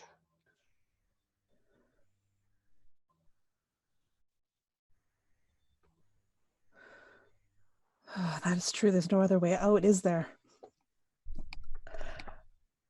I think Taliel at this point, while she's waiting for the other two to climb up, is going to go to the opposite side of the room from where the fan is and just kind of start actively checking the wall for any hidden cracks, crevices, indentations, anything to, inscriptions, anything.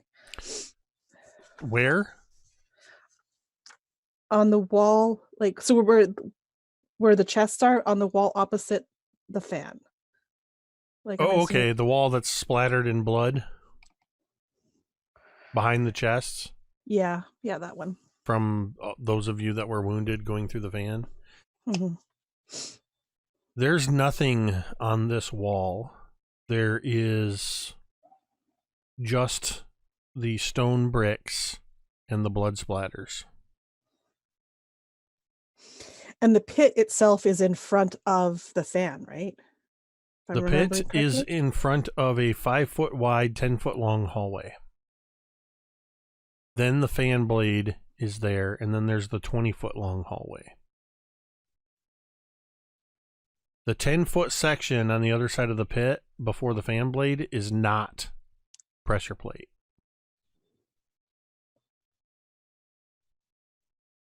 Yeah, and it's across the pit from us at this point. Correct. Okay. When the other two have finally climbed up out of the pit, Taliel will take her rope back. I was just thinking, I hope she doesn't forget her rope. I'm not going to forget that rope.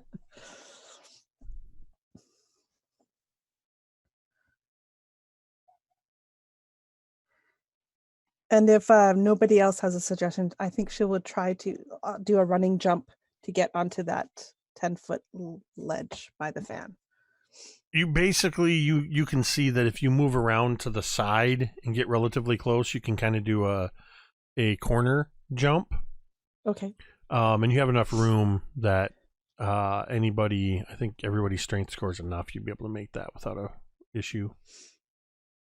You're jumping sideways into a 5-foot wide hall, which is pretty wide, so I'd like to jump into there and then check around the fan to see if there's some sort of indentations, inscription, crevice, anything that maybe could stop the fan. Go ahead and give me a investigation check.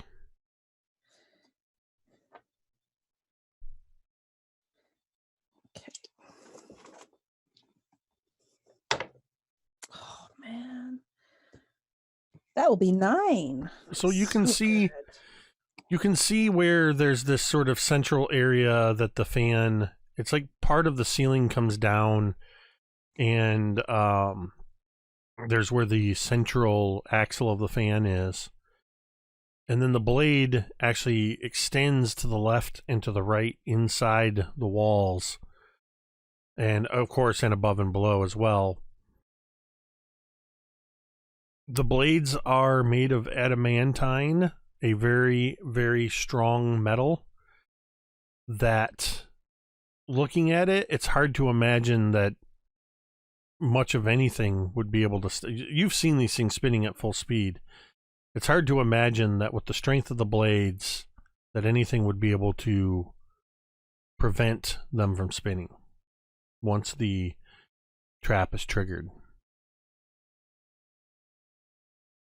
You have seen that Vale has the ability to bypass the trap. Or at least he did when he used Misty Step to move right to the other side previously. Then Qualu decided to just run straight through. About the only other thing you would remember from this is that while it was spinning up, you have just a few seconds before it reaches full speed, that the only consolation is it doesn't hurt as much.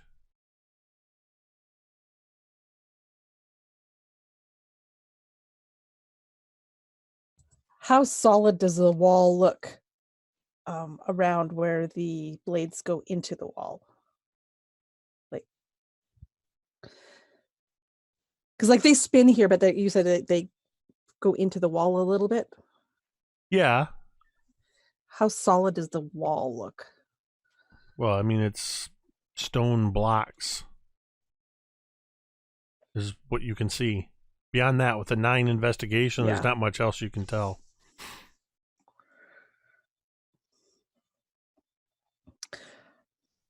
I don't know how to turn this off. We go through that. By the way, it's not spinning right now. No, but I mean, right. As soon as we go through that, we step on the other side. It's going to spin up, and Vale, I've seen you get through this. You'll get through, but Brilinya, I don't. Hang on a minute, because I was just thinking of something. When I stepped, or when we stepped into the hallway to approach this room, it triggered a plate. We don't know if the plate is on this side. Because when I pass through, right, and exactly. And here's the thing. If that's the case, then perhaps we can run past the blades, because they won't be spinning, because on this side there's no pressure plate. It's once we clear the blades is where the pressure plate is, right? So then we can just run. We can just do it one at a time until the blades stop again. You see what I mean? Have to be quick, because they start to suck you in too. Right. So once you're on the other side, you have to book it. Yeah. Just sprint.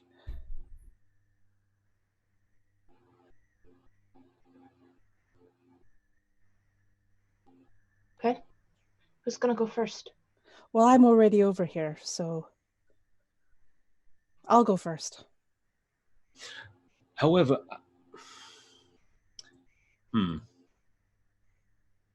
I have an idea. I just need to see.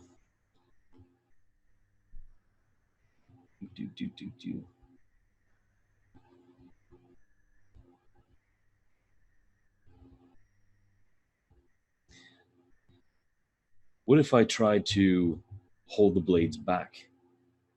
I mean, sure, they're made out of adamantine, but what if we can try and do that?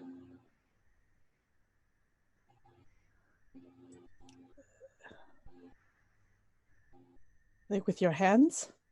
No, that would be a terrible, terrible idea. Yeah. No. It was not a terrible idea. Oh, well then, all right. Then, Qualu, go ahead. You hold it back. You're the strongest. I am the strongest. There you go. There you go. You should totally hold these back with your bare hands. Surely nothing could go wrong with adamantine blades that could literally cut through stone.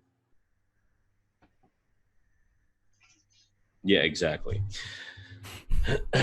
No, I have the ability... Trying to trick me, I see. It's called sarcasm, but yeah, I guess you could probably think that as a trick. Perhaps maybe I could make something hold them back with nature or something. Just try and grip onto the blades, give us a little bit extra time or something.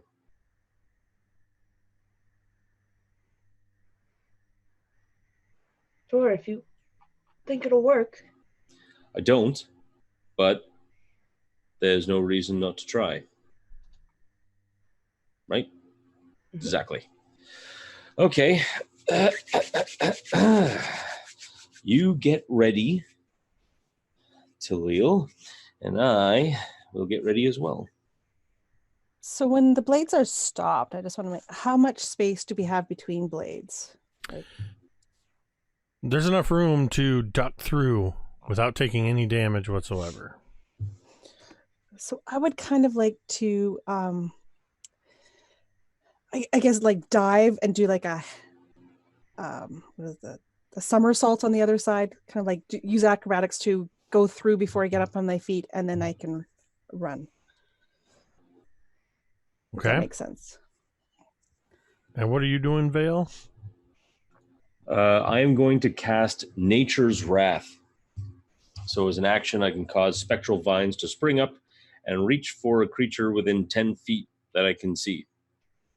So I'm going to cast it, try and like wrap around the blades and hold them back to give a little bit of extra time.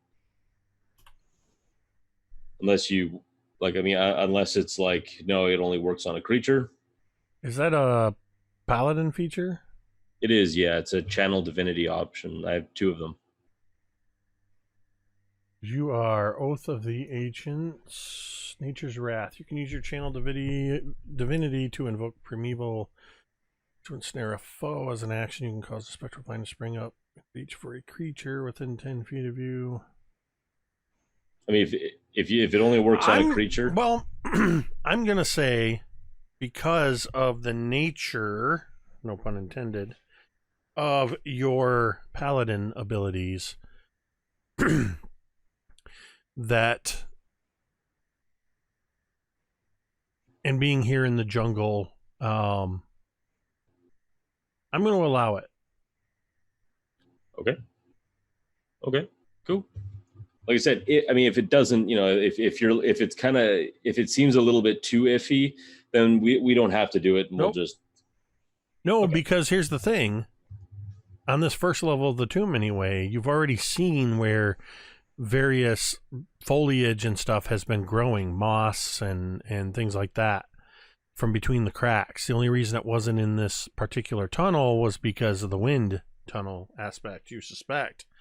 So you absolutely are able to concentrate and tap into that sort of distant presence of Ubtao. And you see Taliel in front of you as around the edges of the walls and where this pressure plate is, you see small tendrils of creeper vines begin moving and up this central stone piece where the axle is, and it begins to spread and wend its way around, and they begin to grow thicker and stronger as they wrap around each of the adamantine blades. And Vale, what is your spell save DC? Spell save DC. Good question.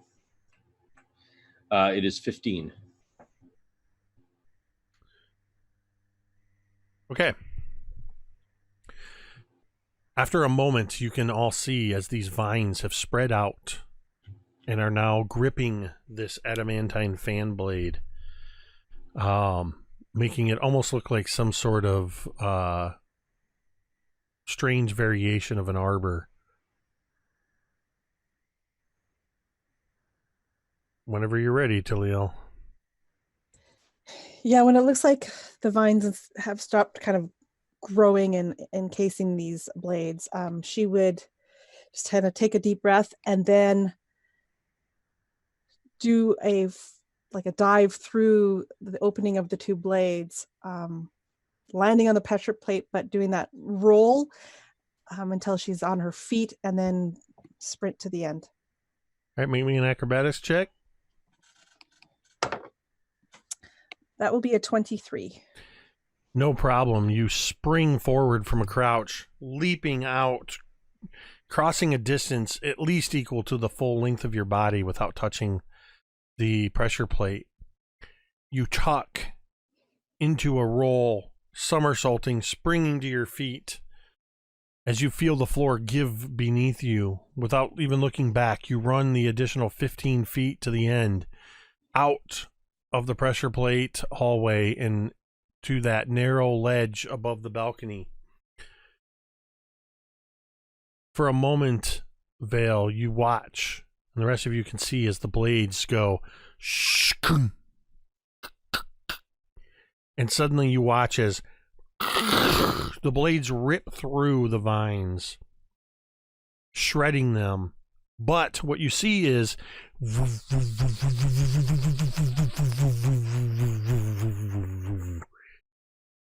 Taliel moves so quickly. Once she relieves the pressure on the pressure plate, the blade never reaches full spinning speed and slowly decelerates back to still. It looks like your original idea to one at a time run through and wait for the blades could actually work. I made I had the trap basically roll against your spell save DC and rolled an 18, which is why it did not work. I think if it's okay with everyone, Brilinya would go next after seeing what Taliel did. She's going to try and replicate that while it's fresh in her mind. All right, I just need a acrobatics check.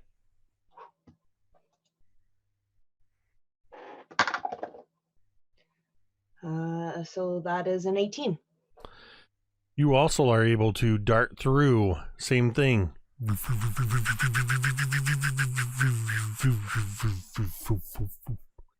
You rush out and meet Taliel next to the balcony. Qualu, Vale? If it is speed we need, then Qualu will run faster than the wind. Qualu will jump across and then run, sprinting through this narrow tunnel after it's slowed down. All right, you're not going to try to do the acrobatic tumble? No, he's going to do an athletic sprint. If he has to like dive at the very end to get through the fan blade, that'll be. It's more like at the very beginning that you have to go through the fan blade. The fan blade's in front of you, and then you have 20 feet of hallway. So, athletics or acrobatics, your choice. He'll try athletics. See if he can make the jump and land it smoothly. And get it through. Okay, that's going to be a 15 plus 9 for a 24. Yep, same thing. You duck down and run as quick as possible.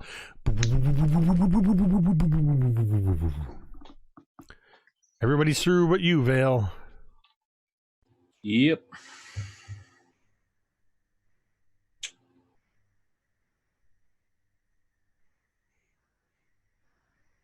All right. Well, I'm going to save a spell slot. Okay.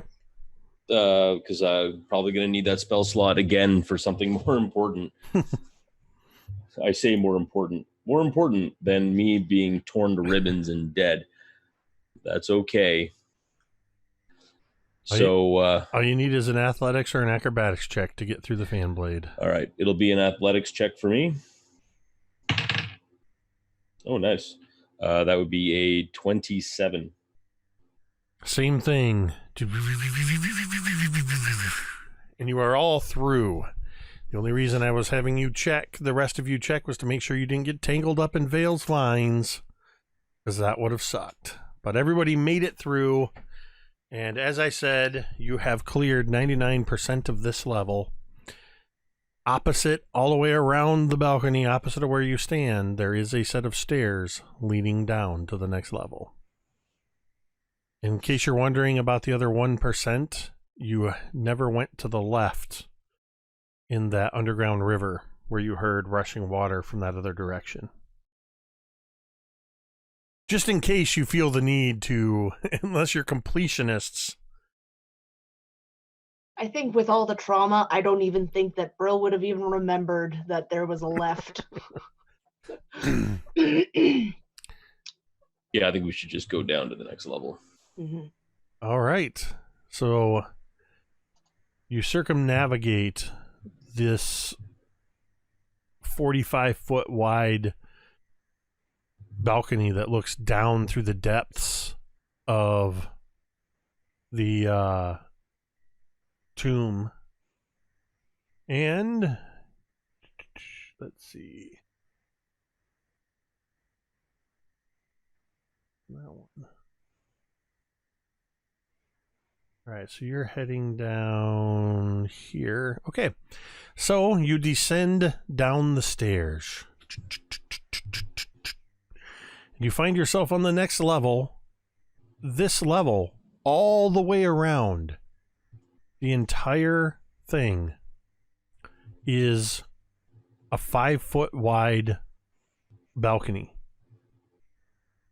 You are on the northern wall. Immediately to your left, as you hit the bottom of the steps, there is a 30-foot long, 5-foot wide hallway ending in a room in which you can see some kind of statue. On the eastern wall, you can see another 5-foot wide hallway extending at least 40 plus feet. Your dark vision only extends to 60, and it seems to go on beyond that. And then on the southwest corner is another set of stairs leading down further along the balcony. Think. Let's check.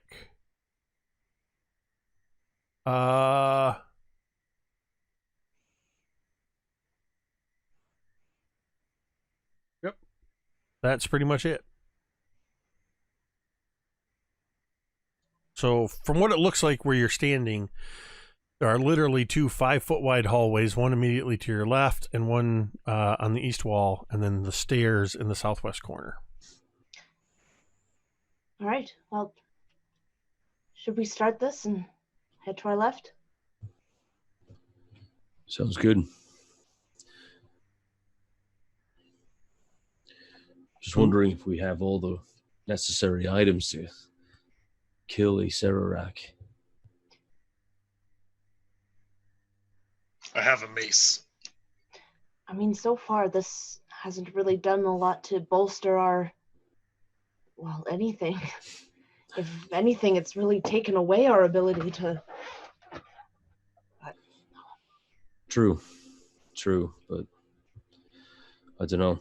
Hopefully we'll be able to find something. Wouldn't mind using a rest in a little while, though. Not doing the best. We'll take things slow. And I'll lead this time. Everyone give me a perception check real quick.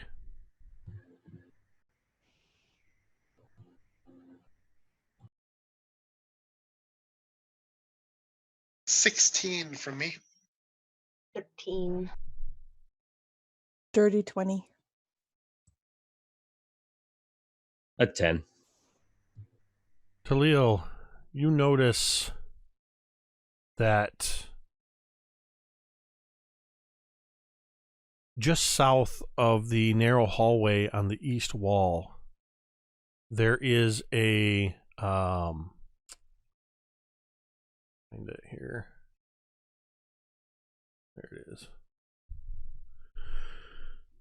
There is a bronze plaque affixed to the wall. It appears to have words engraved on it, but you can't read them from this far away. Hold up. Before we go further, there's something written over there on that wall. We should check that out before we go into any of these hallways.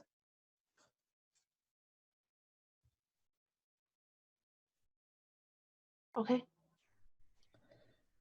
And if Taliel goes ahead, Brilinya would stay a bit back just to have a wider viewpoint in case there's any threats.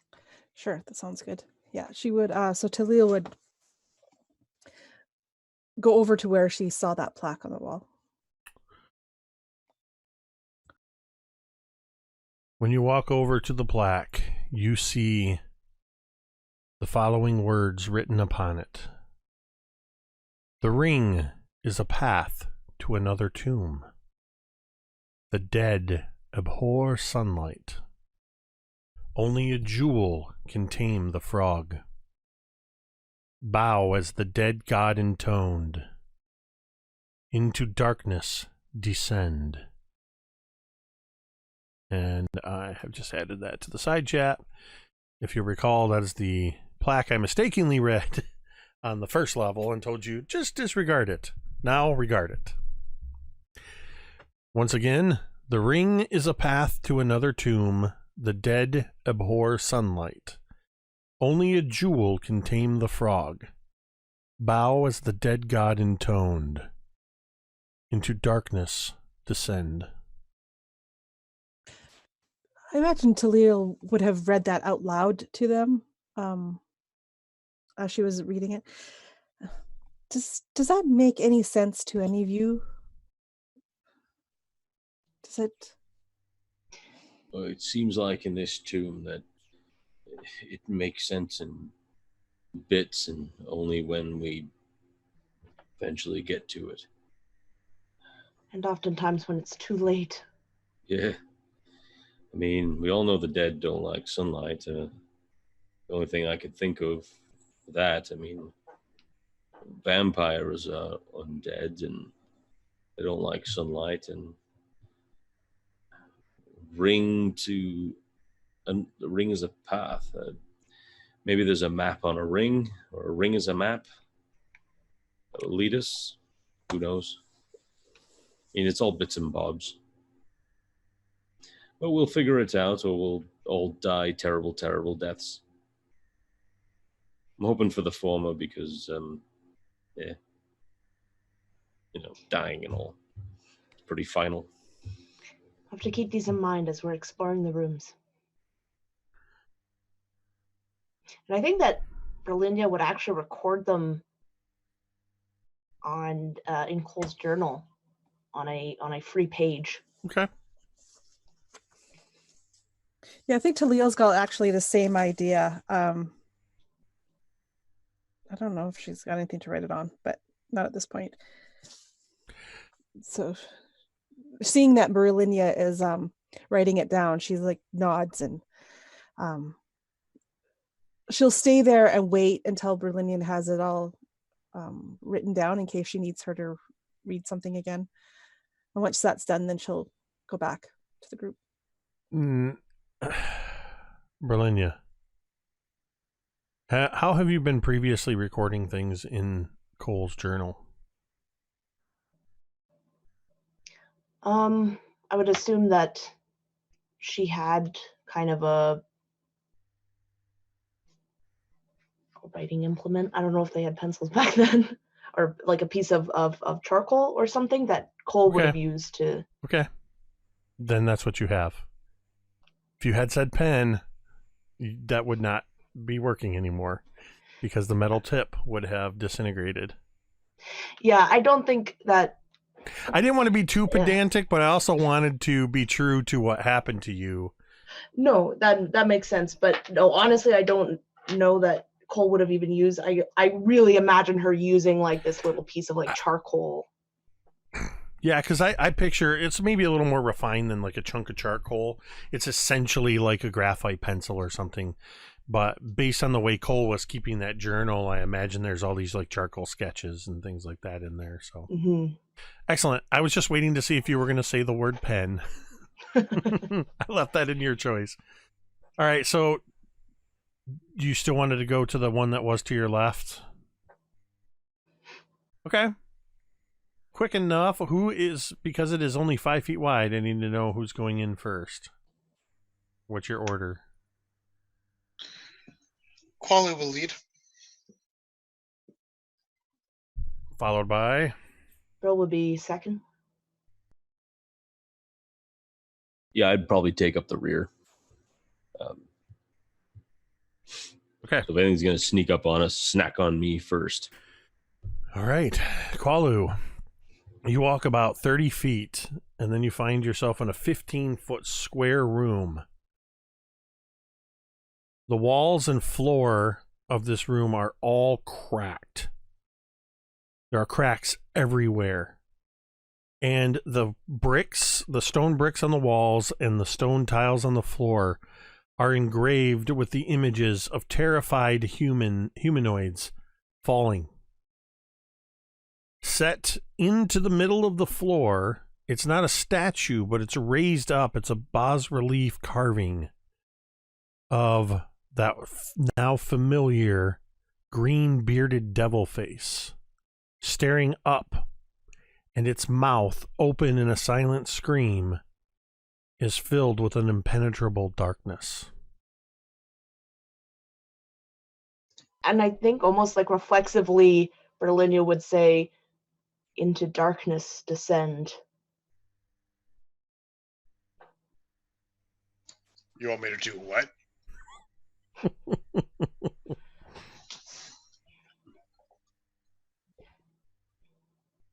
Do you think we should go down that hole?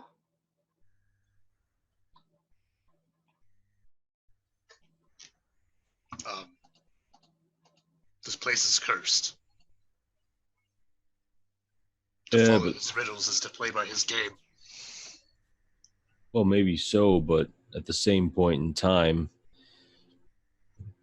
if they tell me to bow and that'll keep me from getting my head cut clean from my shoulders, then I'm gonna bow just for now. But why would a creature give the answers to their riddles? This place is designed to murder us. Why would But- we listen? Other riddles have helped us. When it says tell no truth to the child. But when will the riddle lie? When the riddle gains your trust? When the riddle is a good friend? I can't believe I'm about to say this, and Brill, you probably want to smack me for this, but quality, do you? I feel like you're overthinking this, and I can't believe that came out of my mouth when speaking about you, but I think maybe you're overthinking it. Qualu is a thinking man. Yes. Okay. But to overthink something, I mean, I am only over the floor I stand upon. And yes, I am thinking. Oh, yeah. I think you're getting caught in yourself in a loop. Look, The only Just- loop is the hole in that floor that is scary. I'm just gonna go ahead and turn to Brill and Taliel. Right. So, tell you what.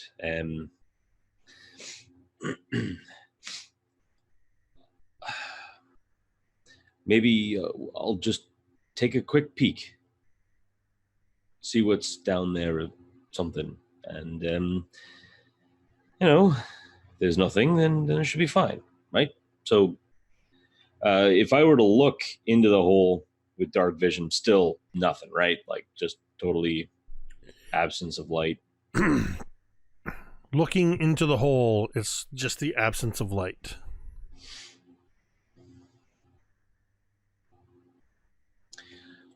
All right, I'll tell you what. I'm gonna grab a piton from my backpack.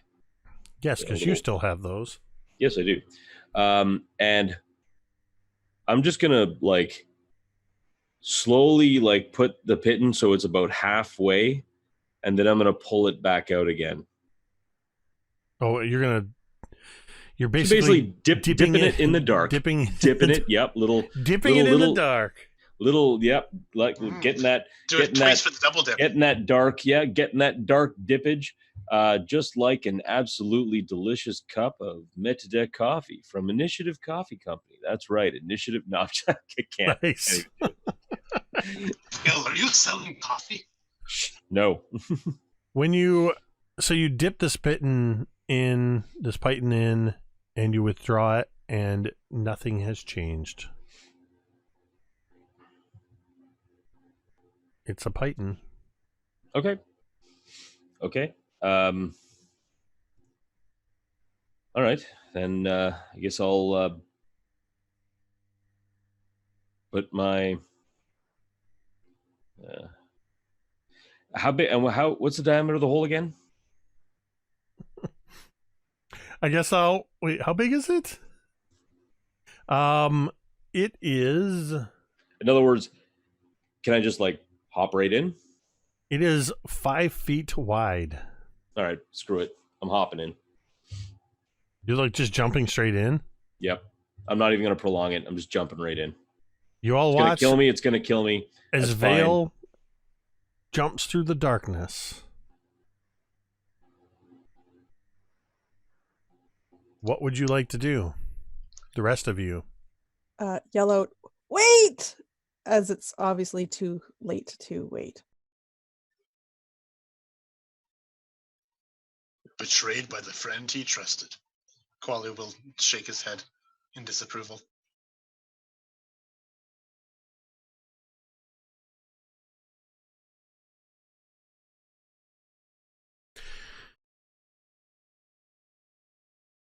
Okay, what are the rest of you doing? Berlin's gonna jump in after him. Brilinya immediately follows Vale, leaving Qualu and Taliel behind. Taliel turns to Qualu. Are they always this reckless? I am the reckless one. How dare they be more reckless than me? And he goes and he jumps to follow them.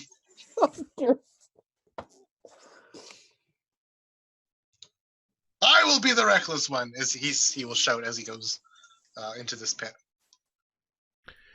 All right. Whoops, that didn't work. I feel like when players are met with like a really deadly dungeon, they have two options. Either they get super paranoidly careful or they just get suicidal. And I feel like we have taken our turn. Just who have you found and allied yourself with, Taliel, as they have all jumped into a dark devil mouth into the unknown?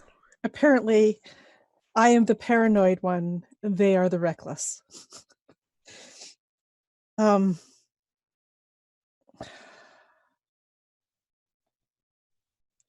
What else is in this room besides this hole in the floor that they've just disappeared into? Nothing. Just Nothing on the walls and the floor are all completely cracked and carved with images of. The floor is carved with images of humanoids falling, with looks of terror on their face.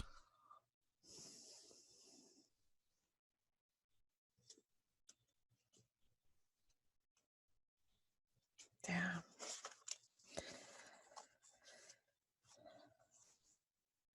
So before I take any further actions in this room, Taliel is going to go back out to where the balcony is, and it's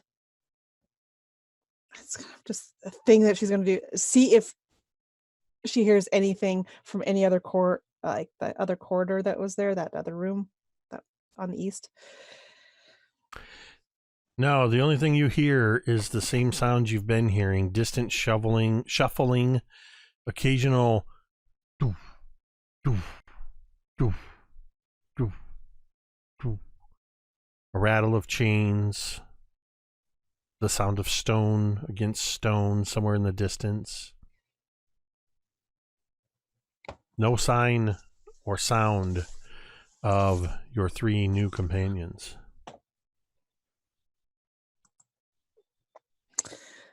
Well, ding dang ding. I'm just gonna look up something really quick here on my character sheet. On your what? On my character sheet. For some reason, I thought you said Turkish. Let me just check on my Turkish sheet here.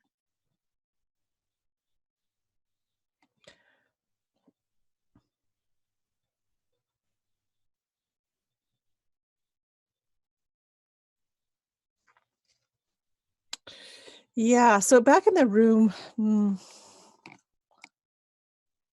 I don't know. You guys are crazy. That's all I can say. It's crazy. Crazy people I have fallen in line with. Are you still out on the balcony? I am, yeah, at this point. I'm kind of pacing, trying to figure out what I'm going to do. You see movement down below on the next level. Below me?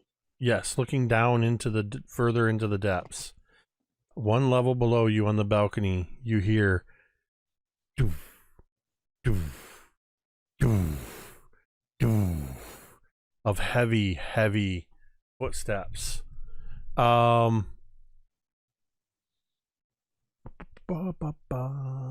to find it. Just had it. There we go.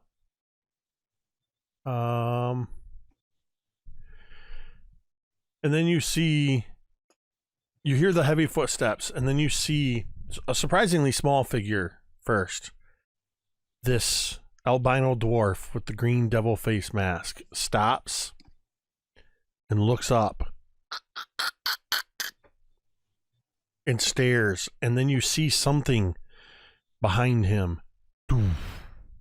And a massive form that appears as though it is cobbled together from bits and pieces of sewn together flesh, pieces of armor that are literally sewn into its flesh.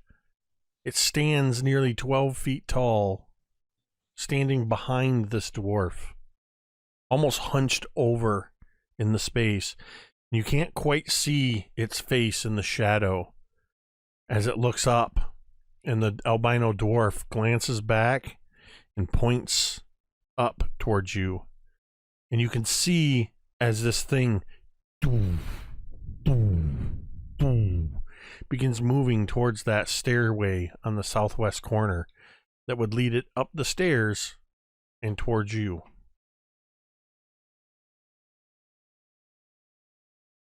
You have the hole where your companions went, and you have the other hallway. And you have the balcony that drops who knows how far down. Since people are just randomly jumping in holes today. Yeah, Taliel's just going to shake her head and sprint into the room, close her eyes, and jump into the hole.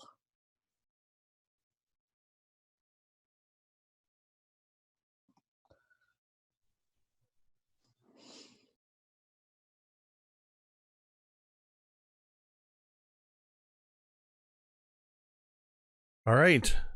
Taliel runs into the room, jumps into the hole, vanishes. A moment later, we hear and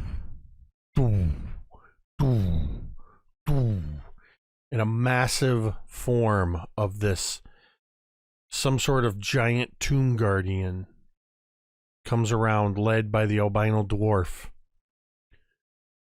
They walk down this narrow hall, and they both peer down into the hole, and then the albino dwarf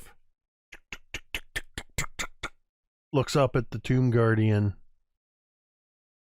looks back at the hole, and they both turn and begin walking back down the hall. So we picture the camera move down into the darkness of the devil mouth. And where you all wound up, we will find out next week in episode 51.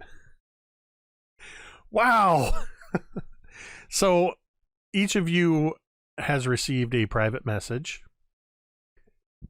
And that was mostly just because I wanted to wait and see how this was going to play out before I revealed anything. I kind of got the sense that it was going towards a nice stopping point.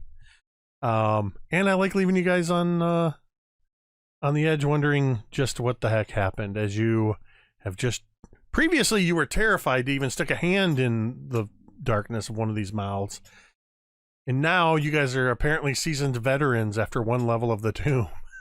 It's our hubris. We think Indeed. nothing in this tomb can really kill us. Well, we'll find out next week in episode 51, Down in a Hole. I gotta figure out if I've used that title. I've titled enough episodes. I've got to start checking to see, make sure I'm not reusing them. Because I think I had a name earlier for this session, and I almost reused a previous one. I don't think it matters. So, it's less important if it's like a different campaign had a similar title, but in this case, it's Down in a Hole, which also happens to be the name of a song from one of my favorite 90s bands, Alice in Chains. And I would totally play it if I had the license to it. That would be our theme song next week. But, alas, I don't. So, the three of you managed to survive the... you're still on private, Kaeryn. That went just to me. The three of you managed to just barely, through the luck of the arrangement in the chests, just barely managed to survive that trap.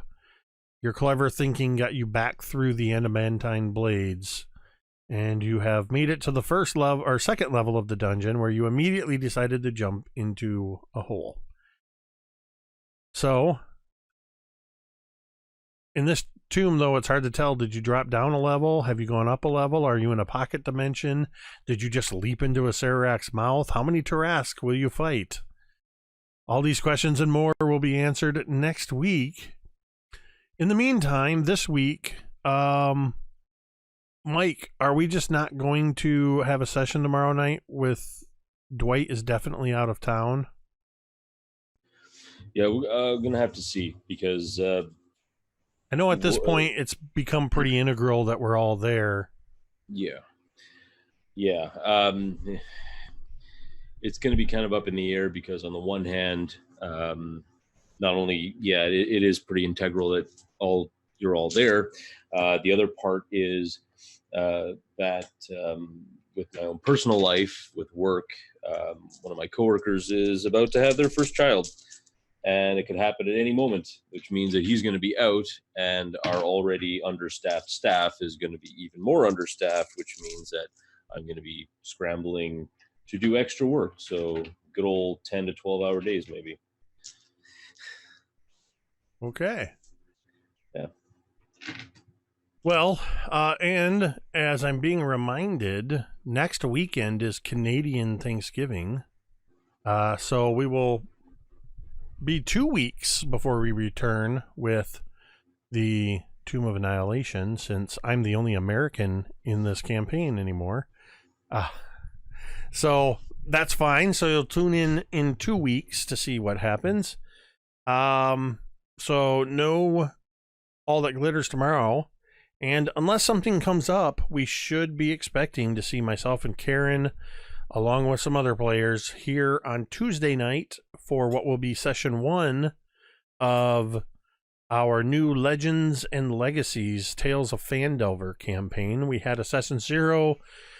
At this point, it was like a month ago, I think. And we had extenuating circumstances why we couldn't play. Otherwise, that's an alternating every other Tuesday, because on the alternate Tuesdays, Kaeryn and Connor and I are over on Dice on Ice playing in Curse of Strahd. This Wednesday. Are you guys on this Wednesday? Okay. So this Wednesday, you can tune in at 9 p.m. Eastern for another session of Spire, The City Must Fall, GM'd by Connor and produced by Megan, along with some awesome players in the form of Jeff Doty, Lloyd Collins, and don't tell me, Jeff Doty. Philip Maddie. is the other player in that. And that is an amazing campaign. Thank you to the Maharishi 66, who just resubscribed for the second month in a row. So while we're still broadcasting, that means you guys are now up to... That's an extra... Wait. That didn't do what it was supposed to do. That's weird. Let's try this again. Oh, I see what I did. Let's try this. I know how domain dice work. I have like a whole panel of buttons here. You are up to 6 domain dice now, thanks to the Maharishi 66. So thank you so much for that. Yeah, so tune in on Wednesday night for that game. And this is the first time I'm officially announcing it. I will be officially announcing it. I will be putting out something on Twitter tomorrow. But this Thursday, on the Dawnbringers game at 8:30 p.m. Eastern, unfortunately, Scotty cannot join us because he is going to be in Valhalla. He has failed to clarify whether or not that is a conference or he is actually going to Valhalla. In either case, Scotty will not be with us. Instead, we will be joined by guest player Dan Dillon, formerly of Kobold Press and now who works for Wizards of the Coast. You may have seen his DMing prowess here on Mini Terrain Domain during the Jasper Stream Week as Dan Dillon DM'd, wow, that's a mouthful. Dan Dillon DM'd the salvage operation from Ghosts of Saltmarsh before the module was even released for the last game of the last day, in which we not only reached but exceeded our funding goal. I think in that stream alone, they raised nearly $2,000. So we're very excited to have Dan join us. Myself and Megan will be here for that, along with Dan, V, Ted from Nerdarchy, and our good friend Jeremy. So we got a full week of awesomeness going on here. And then we'll be back with this game in just a couple weeks. If you are watching the VODs, I'm working on getting us all caught up. Dawnbringers is all but the last episode is up on the YouTube channel, and the rest of them I'm still working on. It's a lot of work for one guy. My son went back to school, so I don't have my summer intern anymore. So with that, I want to say a huge thank you to everybody who tuned in tonight. Of course, we already thanked the Maharishi 66 who just resubscribed for 2 months. That is very much appreciated. We also want to thank just everybody who was here tonight. I think we saw What You Looking At poked his head in. I think I saw Andrew, the Fellowship of the Table, one of our moderators, popped in. Initiative Coffee Company was here, who will also be, Brian will be in that game on Tuesday night along with Kaeryn and I. Brian is playing a wonderful Genasi character. Everybody's playing these amazing characters, and they're just getting started on their adventures. And of course, I have to say a huge thank you to my amazing players, Mike, Megan, Kaeryn, and Connor. Thank you so much. I know, Kaeryn, this is just your second game with us, and Connor has been with us. This is his second character and has been with us for several sessions. Mike and Megan have been here since the very beginning for all, with the exception of a couple absences here and there, for all 50 of the sessions that we have had over the last nearly 2 years. In fact, it's coming up right around Thanksgiving, American Thanksgiving, so mid-November is the 2-year anniversary, not only of this campaign, but of this Twitch channel. Because this campaign kicked off Mini Terrain Domain streaming on Twitch. So a huge thank you to all of you. I had a blast, as I always do, playing with you. We're going to go ahead and we are going to end the stream the same way we end every stream, and you can say it with me if you want. Diggy diggy hole.